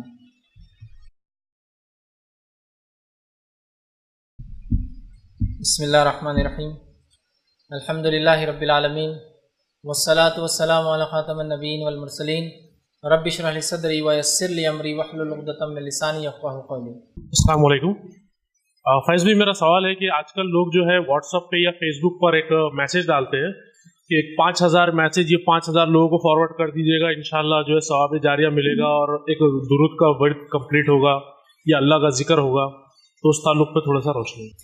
بھائی نے ایک بہت اچھا سوال کیا کہ آج کل social networking website پہ فیس بک ہے، واٹس ایپ پہ بھی میں دیکھا ہوں لوگ ایک میسیج کرتے ہیں لا الہ الا اللہ محمد رسول اللہ، دیکھو یہ آج کتنے لوگ پڑھتے ہیں آپ کے، بھیجو اس کو، یا پھر درود کا آدھا حصہ لکھتے بولتے بھیجیے ان کو کتنے لوگ درود مکمل کریں گے، یا کچھ لوگ کنڈیشنل بھیجتے 11 لوگوں کو بھیجو تو اچھی خبر ملیں گی، نہیں بھیجو تو بری خبر آئیں گی، 10 لوگوں کو بھیجو فلاں ہوں گا، 5000 لوگوں کو بھیجو، اور آج کل نیا سسٹم ہوگا 10 گروپ میں بھیجو، 15 گروپ میں، آپ نہیں ہے جس کے گروپ بناتے بیٹھتا بیچارہ ڈر کر، ہے نا۔ تو یہ کئی زمانے سے چلا آ رہا ہے، یاد رکھیے کسی بھی ذکر کو اس طرح سے وہ کرنا کہ کسی کو مجبور کر کے کہنا کہ آگے بڑھاؤ یا آگے بھیجو آگے کریں گے، یہ سنت سے ثابت نہیں ہے، یاد رکھیں۔ نبی اکرم صلی اللہ علیہ وسلم صحابہ کو ذکر سکھائے، لیکن کبھی بھی یہ نہیں کہا کہ اس کو اتنا آگے بڑھاؤ نہیں تو تم کو فلاں ہوں گا یا اتنے بار کرو۔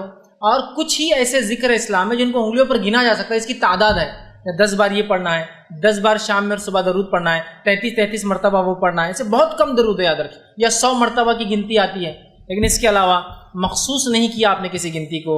تو لہٰذا یہ جو social networking website پہ لوگ کرتے ہیں یہ پتہ نہیں کس عقیدے کے تحت، یا ان کی کچھ منتیں ہوتی ہیں اور ایسے ایسے کنڈیشن ہوتے ہیں کہ پہلے تو یہ تھا، یہ تو ابھی ٹھیک ہے، پہلے زمانے میں تو ہاتھ سے لکھتے تھے لوگ اور چٹھی پھینک دیتے تھے، بولتے تب 11 کو دو تو بیچارہ رات دن لکھ رہا ہو 11 لوگوں کو دینے، پھر وہ 11 کو، پھر زیروکس مشین آئے تو ہم کو لگا زیروکس مشین والوں کی چال ہے کہ 11 کو زیروکس کر کے دو، تو وہ زیروکس کرا رہے تھے 11 لوگوں تک کر رہے تھے۔ اب وہ چلا گیا، اب تو یہ بہت آسان واٹس ایپ کو دور ہے، کاپی پیسٹ کا معاملہ ہے پورا فیس بک پہ واٹس ایپ ابھی بھی، لیکن چالو، اس کا مطلب یہ بدعقیدگی کی بنیاد پہ لوگ کرتے ہیں کہ اتنے لوگوں کو بھیجو اتنے لوگوں کو بھیجو، ایک نے نہیں بھیجا تو اس کا بیڑا غرق ہو گیا، اس کا بچہ مر گیا، اس کو بیماری آ گئی، ایک نے بھیج دیا تو تقریباً لوگوں کی لاٹری نکل جاتی ہے اس کے اندر، ایک نے بھیجا تو اس کی لاٹری نکل گئی، ہے نا، مطلب کچھ ہوا بھی تو حرام کامی ہو اس کے ساتھ، مطلب لاٹری خریدا تو لاٹری لگی، ٹھیک، لاٹری لگ گئی، بزنس میں فائدہ ہو گیا، اور نہیں کیا تو بچہ مر گیا، بیماری آ گئی، یہ سب فالتو باتیں ہیں، اس کی کوئی حقیقت نہیں۔ اللہ کے ذکر کو اس طرح سے آگے بڑھاؤ بولنا، کسی کو مجبور کرنا اور پھیلانا، یہ سنت سے ثابت نہیں۔ لہٰذا آپ کو جو ذکر یاد ہے، ہاں یہ الگ ہو سکتا ہے کہ آپ کو کوئی ذکر یاد ہے، اس کے فضائل آپ لکھ کر لوگوں کو بھیجیں کہ 33 مرتبہ سبحان اللہ الحمدللہ اور جو ہے اللہ اکبر پڑھنے کا یہ فائدہ ہے فلاں، یہ ایک الگ چیز ہے، لیکن اس کو اتنے لوگوں تک پہنچاؤ یا اتنے لوگوں تک نہیں پہنچانے کا یہ نقصان ہوگا، پہنچانے کا یہ فائدہ ہوگا، یہ سب بے بنیاد باتیں۔ آپ کثرت کے ساتھ زیادہ سے زیادہ اللہ کے ذکر کو عام کر سکتے ہیں، عام کرنے کے لیے فیس بک بھی یوز کر سکتے ہیں، social networking websites use کر سکتے ہیں، واٹس ایپ یوز کر سکتے ہیں، اور بھی یوز کر، وہ الگ چیز ہے، لیکن اس کو فکس کرنا، تعداد فکس کرنا، بھیجنے کے فضائل بتانا، نہ بھیجنے کے نقصانات بتانا، یہ تمام چیزیں پھر غلط ہیں اور بدعت میں اس کا شمار ہوگا۔ کسی نے رمضان سے متعلق سوال کیا کہ آپ نے اپنے گزشتہ درس میں کہا تھا، ایک روایت کا حوالہ بھی دیکھیے طبرانی کا، کہ شرک اور بدعت کرنے والا جہنم میں داخل ہوں گا۔ پھر جو ہے انہوں نے لکھا آگے کہ صحیح بخاری کتاب الصوم باب رمضان میں تراویح کی فضیلت حدیث نمبر 1885 میں یہ ہے کہ تراویح ایک بدعت ہے اور اس کے رائج کرنے والے حضرت عمر ہیں، دوسرے خلیفہ ہیں، اور آپ نے تراویح کو رائج کر کے کہا کہ تراویح ایک اچھی بدعت ہے، اس کی کیا حقیقت ہے؟ دیکھیے، سب سے پہلے چیز تراویح کے تعلق سے حضرت عمر کا کہنا یہ اچھی بدعت ہے، مطلب لوگوں کو نماز میں جوڑ کر جماعت میں، اور ابوبکر صدیق کا قرآن کو جب لکھا گیا مکمل اور ایک کتابی شکل دی گئی، اس کو دیکھ کر کہنا کہ یہ ایک اچھی بدعت ہے، یہ دونوں کے جواب میں نے تفصیلی نیٹ پر دیکھ چکا ہوں، آپ چاہے تو آپ دیکھ لیں تراویح بدعت ڈالے یا قرآن کا جمع کرنا بدعت ہے۔ اس لیے کہ یاد رکھیے، میں آپ کو اس سے پہلے بتا چکا ہوں کہ عربی زبان میں یا کوئی بھی زبان میں ایک چیز کا اصطلاحی معنی ہوتا ہے۔ اصطلاحی معنی مطلب وہ کس ٹرم میں یوز ہو رہا ہے، اور ایک ڈکشنری میننگ ہوتا ہے، لغت کا معنی ہوتا ہے کہ ڈکشنری میں کیا معنی ہے۔ جیسے مثال کے طور پر اول کا کیا معنی ہے؟ الاول بولے تو اللہ کو بولیں گے، لیکن اول بولے تو پہلی کلاس کو بولتے ہیں۔ تو اگر کوئی کہے جماعت اول، اس کا معنی ہوگا اسکول کے ٹرمینالوجی میں اول کا معنی فرسٹ کلاس، اور الاول جب آئیں گا تو اس کا معنی اللہ کے نام اور صفت کی بات ہو رہی ہے۔ الاول مطلب اللہ کی ایک نام ہے نا، دونوں چیزیں۔ مولا کا معنی مددگار۔ اگر میں کہوں کہ اس مولا نے میری مدد کی، نام کے ساتھ مولا علی نے میری مدد کی، اس کا معنی ہوگا علی جو کہ غلام ہے اس نے میری مدد کی۔ مولا کہتے ہیں مددگار کو یا غلام کو عربی زبان۔ اور اگر میں کہوں میرے مولا نے میری مدد کر دی اور میرا بڑا پار کر دیا، تو اس کا مطلب میرے رب نے جو کہ مددگار ہے وہ بھی مولا ہے، مددگار کو کہتے ہیں مولا، اس نے بیڑا پار۔ تو دیکھیں، ایک ہے ٹرمینالوجیکل میننگ کس اصطلاح میں ہوتا ہے، اور ایک ہوتا ہے ڈکشنری میننگ۔ تو بدعت کا ڈکشنری میننگ ہوتا ہے نئی چیز، نیا کام۔ اصطلاحی معنی ہوتا دین میں حرام کام جو کہ نہیں کرنا چاہیے۔ اب حضرت عمر کا کسی چیز کو رائج کرنا شروع کرنا اور اس کو بدعت کہنا، اس کا معنی یہ ہے رسول اکرم صلی اللہ علیہ وسلم نے 3 دن تک تراویح پڑھائی، اس کے بعد آپ نے نہیں پڑھائی، وجہ بتائی، کہیں لوگ اس کو فرض نہ سمجھے۔ لوگ ابوبکر صدیق کے دور میں پھر انفرادی پڑھتے رہے۔ حضرت عمر نے سوچا اللہ کے رسول نے تو جماعت سے پڑھائی نا، اگر نہیں پڑھاتے تو یہ پھر شرعی بدعت ہو جاتی تھی، پڑھائی نا، تو کیوں نہ میں لوگوں کو پھر جمع کروں۔ پھر آپ نے حضرت کعب سے کہا، کعب کیوں نہ لوگ آپ کے پیچھے نماز پڑھیں، اور حضرت کعب سے کہا تم امامت کرو اور دوسرے لوگ پیچھے ہو گئے۔ پھر آپ نے کہا یہ ایک اچھی بدعت ہے، مطلب ایک اچھا نیا کام میں نے کیا، لیکن نئے سے مراد یہ نہیں کہ دین میں ایک نئی بدعت ایجاد کی، معنی یہ کہ وہ کام جو اللہ کے رسول کے بعد رک گیا تھا حضرت ابوبکر نے نہیں کیا، میں نے پھر سے اس کو چالو کروا دیا۔ یہ اصطلاحی معنی ہے، یاد رکھیے، سمجھ رہے کہ آپ جو ہے ایک جنرل میننگ عربک لینگویج میں کہہ رہے بدعت نئی چیز۔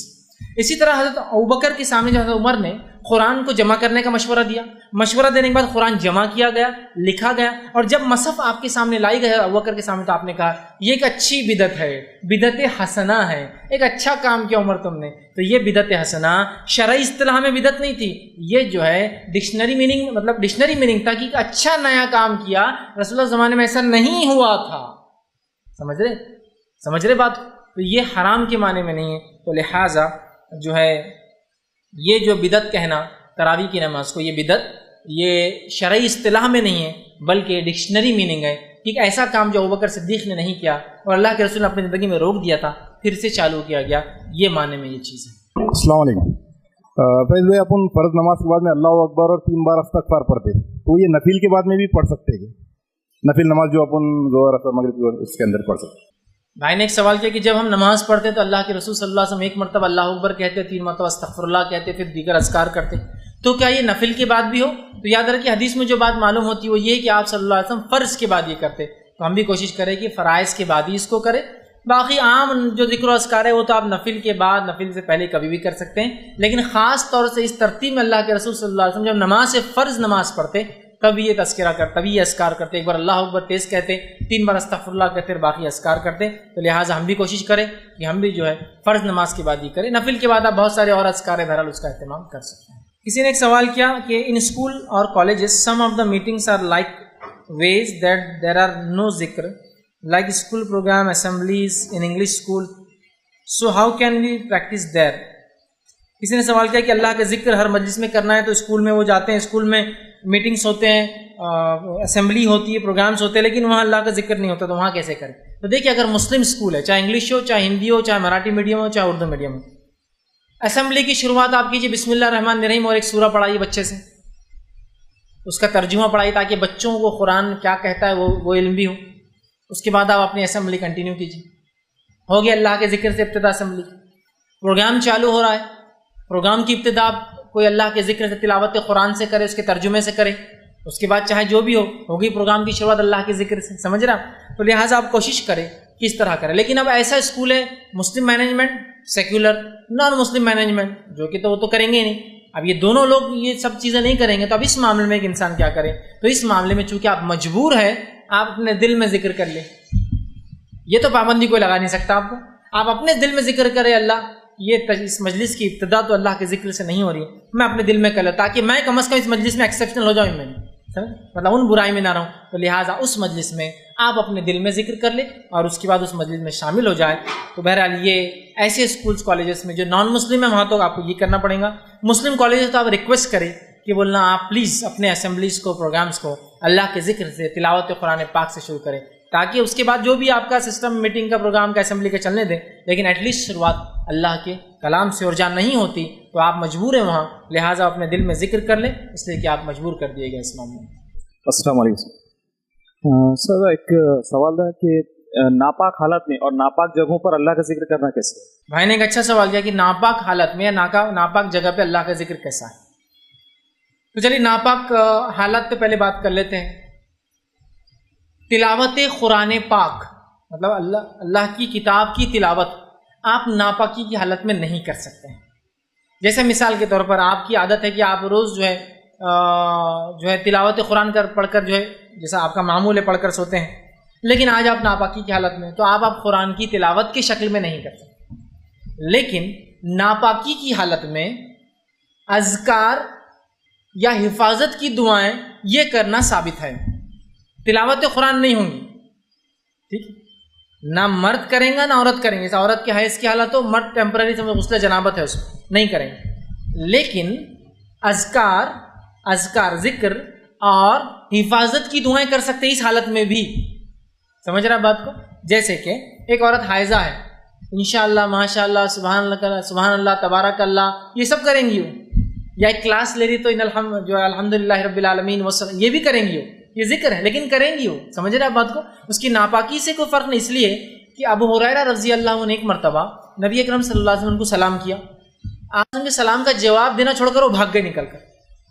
بعد میں آئے، آپ صلی اللہ علیہ وسلم نے پوچھا ابو ہریرہ میں نے تم کو سلام کیا اور تم بھاگ گئے نکل کر. تو کہ اللہ کے رسول میں ناپاکی کی حالت میں تھا.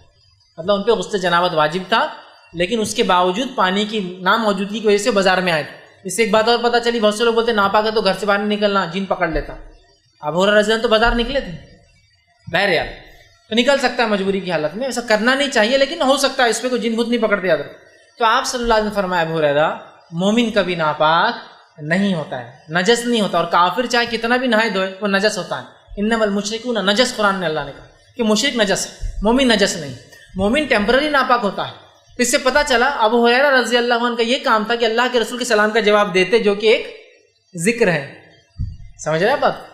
تو لہٰذا ایک مرد یا عورت اگر ناپاک ہو تو تلاوت قرآن نہیں کریں گے، چاہے ذہن میں ہو یا چاہے دیکھ کر، سوائے اس کے کہ حافظہ عورت کو اگر ڈر ہو کہ اتنے دن حیض کی حالت میں رہنے سے قرآن بھول جائیں گی تو وہ بغیر ہاتھ لگائے کہ حفظ کر سکتی ہے، اس کو بھی اجازت دی گئی ہے. لیکن مرد کی ناپاکی وہ ٹیمپرری ہوتی ہے، پانی مل گیا وہ پاک ہو سکتا ہے. تو لہٰذا حفاظت کی دعائیں اور وہ ذکر جو ہوتا ہے معمول میں وہ کر سکتے ہیں اس حالت میں بھی. دوسرا بھائی کا سوال تھا ناپاک جگہوں پہ اللہ کے ذکر کا کیا معاملہ ہے. جیسے کہ بیت الخلاء. بیت الخلاء ایک ناپاک جگہ ہے، یاد رکھیے، جہاں انسان پیشاب پیخانے کو جاتا ہے.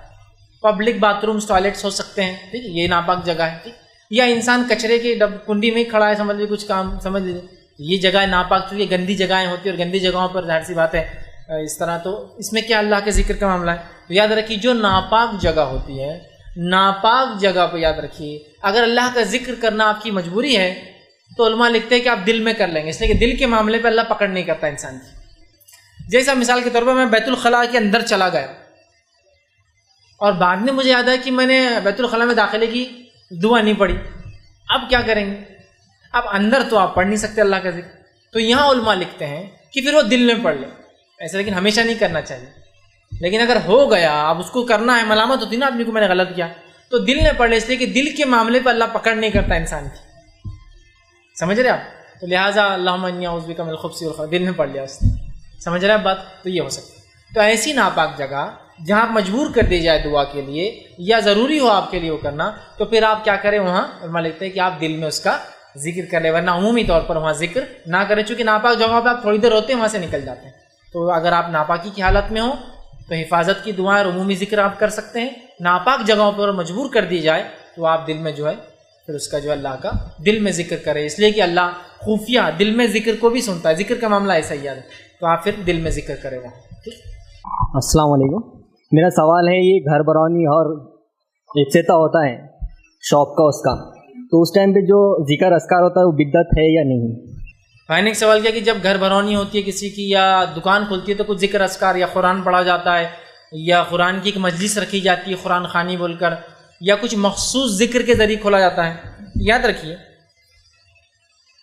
سنت سے دکان کھولنے کی اور مکان میں پہلی بار داخلے کی کوئی دعا ثابت نہیں. سمجھ رہے آپ؟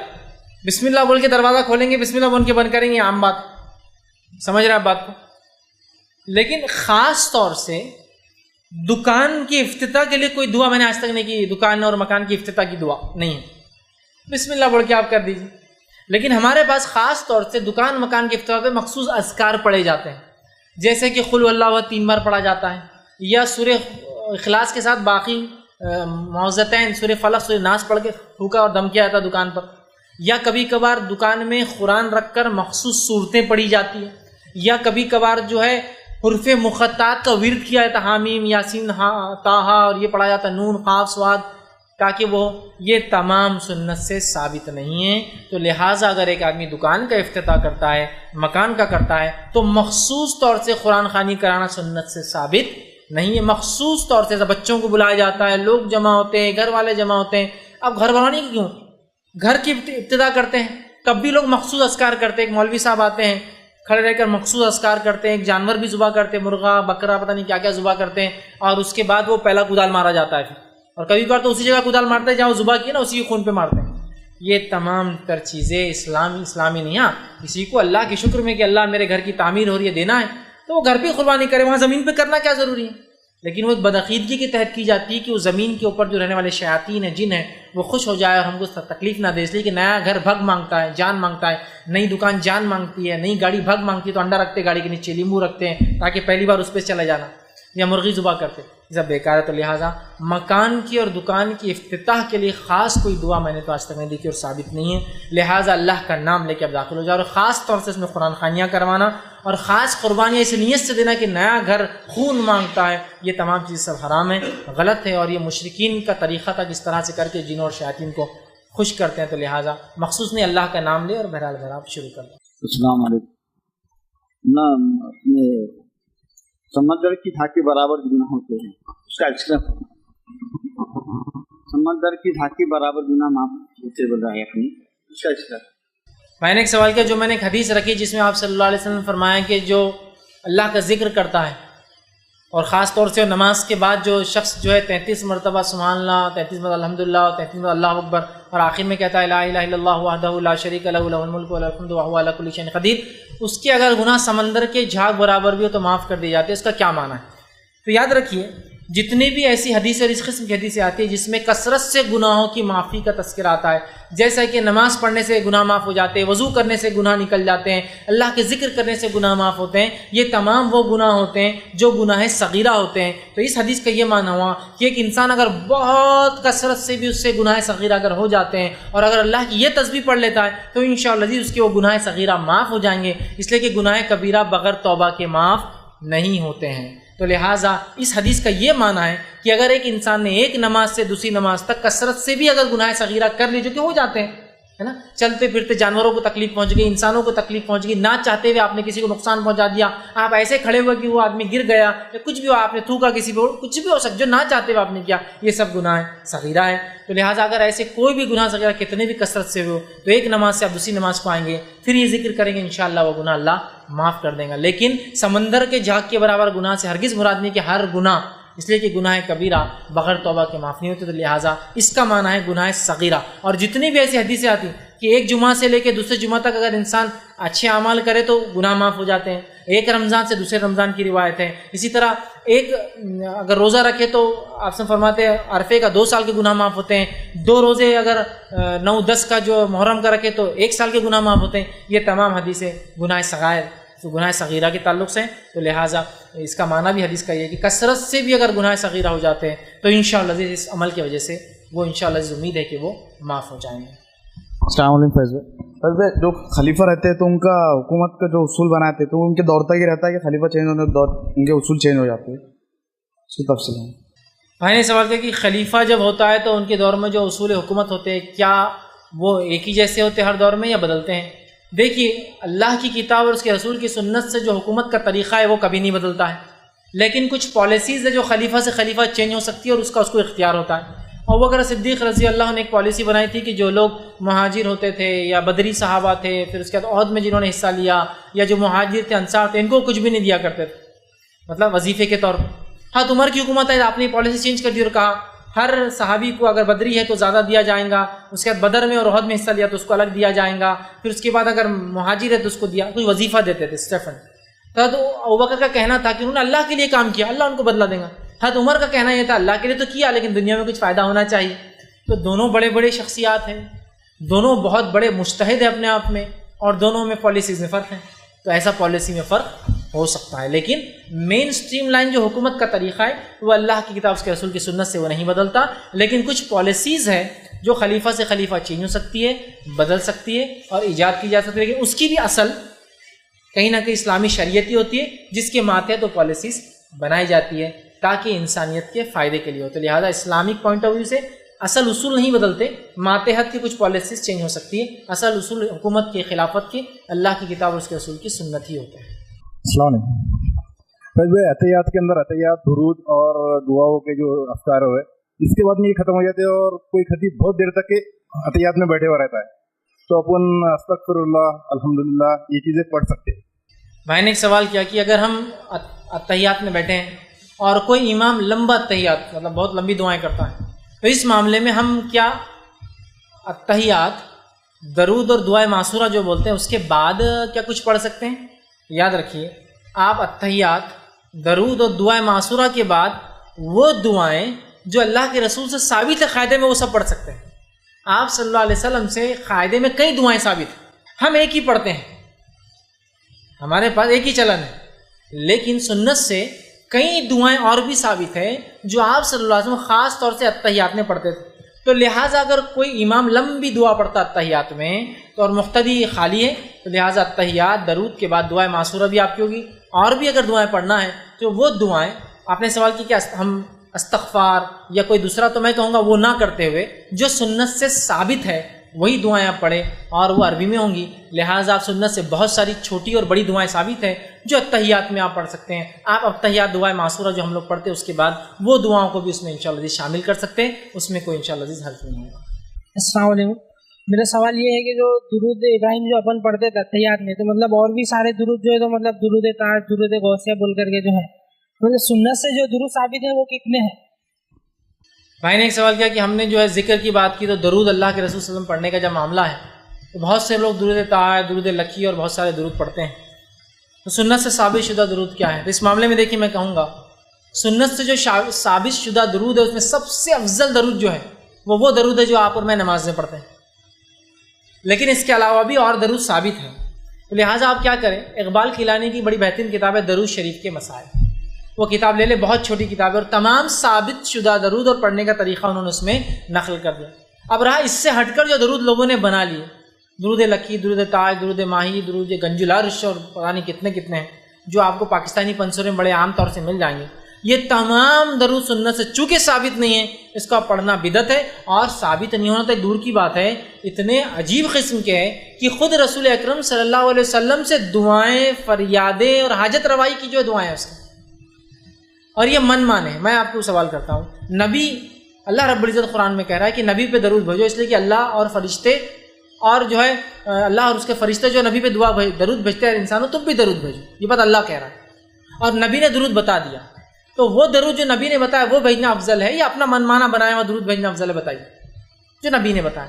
تو لہٰذا یہ درود لکی، ماہی، گنج التاج اور پتہ نہیں کتنے، میں ان کے نام پورے یاد بھی نہیں ہے، جو پاکستانی پنسورے بڑے آسانی سے مل جائیں گے، کئی صفحات پر مشتمل ہے جو یاد بھی کبھی زندگی بھر نہیں ہو سکتے ہیں، ٹھیک ہے، اور ایک روانی رائمنگ ٹیونس میں پڑھے جاتے ہیں، مطلب ایک قسم کا ایک ٹیون رہتا ہے اس میں آپ پڑھ سکتے ہیں۔ یہ تمام ثابت نہیں ہے، یاد رکھیں، بلکہ اس میں مشرکانہ عقائد ہیں، شرک اور بدعت کی باتیں ہیں، رسول سے حاجت روائی، مشکل کشائی کی دعائیں، لہذا جو ثابت شدہ ہے سب سے افضل درود ابراہیم پڑھیے، یہ سب سے بہتر ہے۔ اس کے علاوہ جو ثابت شدہ آپ کو دیکھنا ہے، اقبال کیلانی صاحب کی بڑی بہترین کتاب درود شریف کی مسائل، اس میں دیکھیں تاکہ سارے تمام ثابت شدہ درود آپ کے سامنے انشاءاللہ آ جائیں گے۔ ہم اسی پر اپنی بات ختم کریں گے۔ وآخر دعوانا الحمدللہ رب العالمین، سبحان ربک رب العزۃ عما یصفون، والسلام علی المرسلین، والحمد للہ رب العالمین۔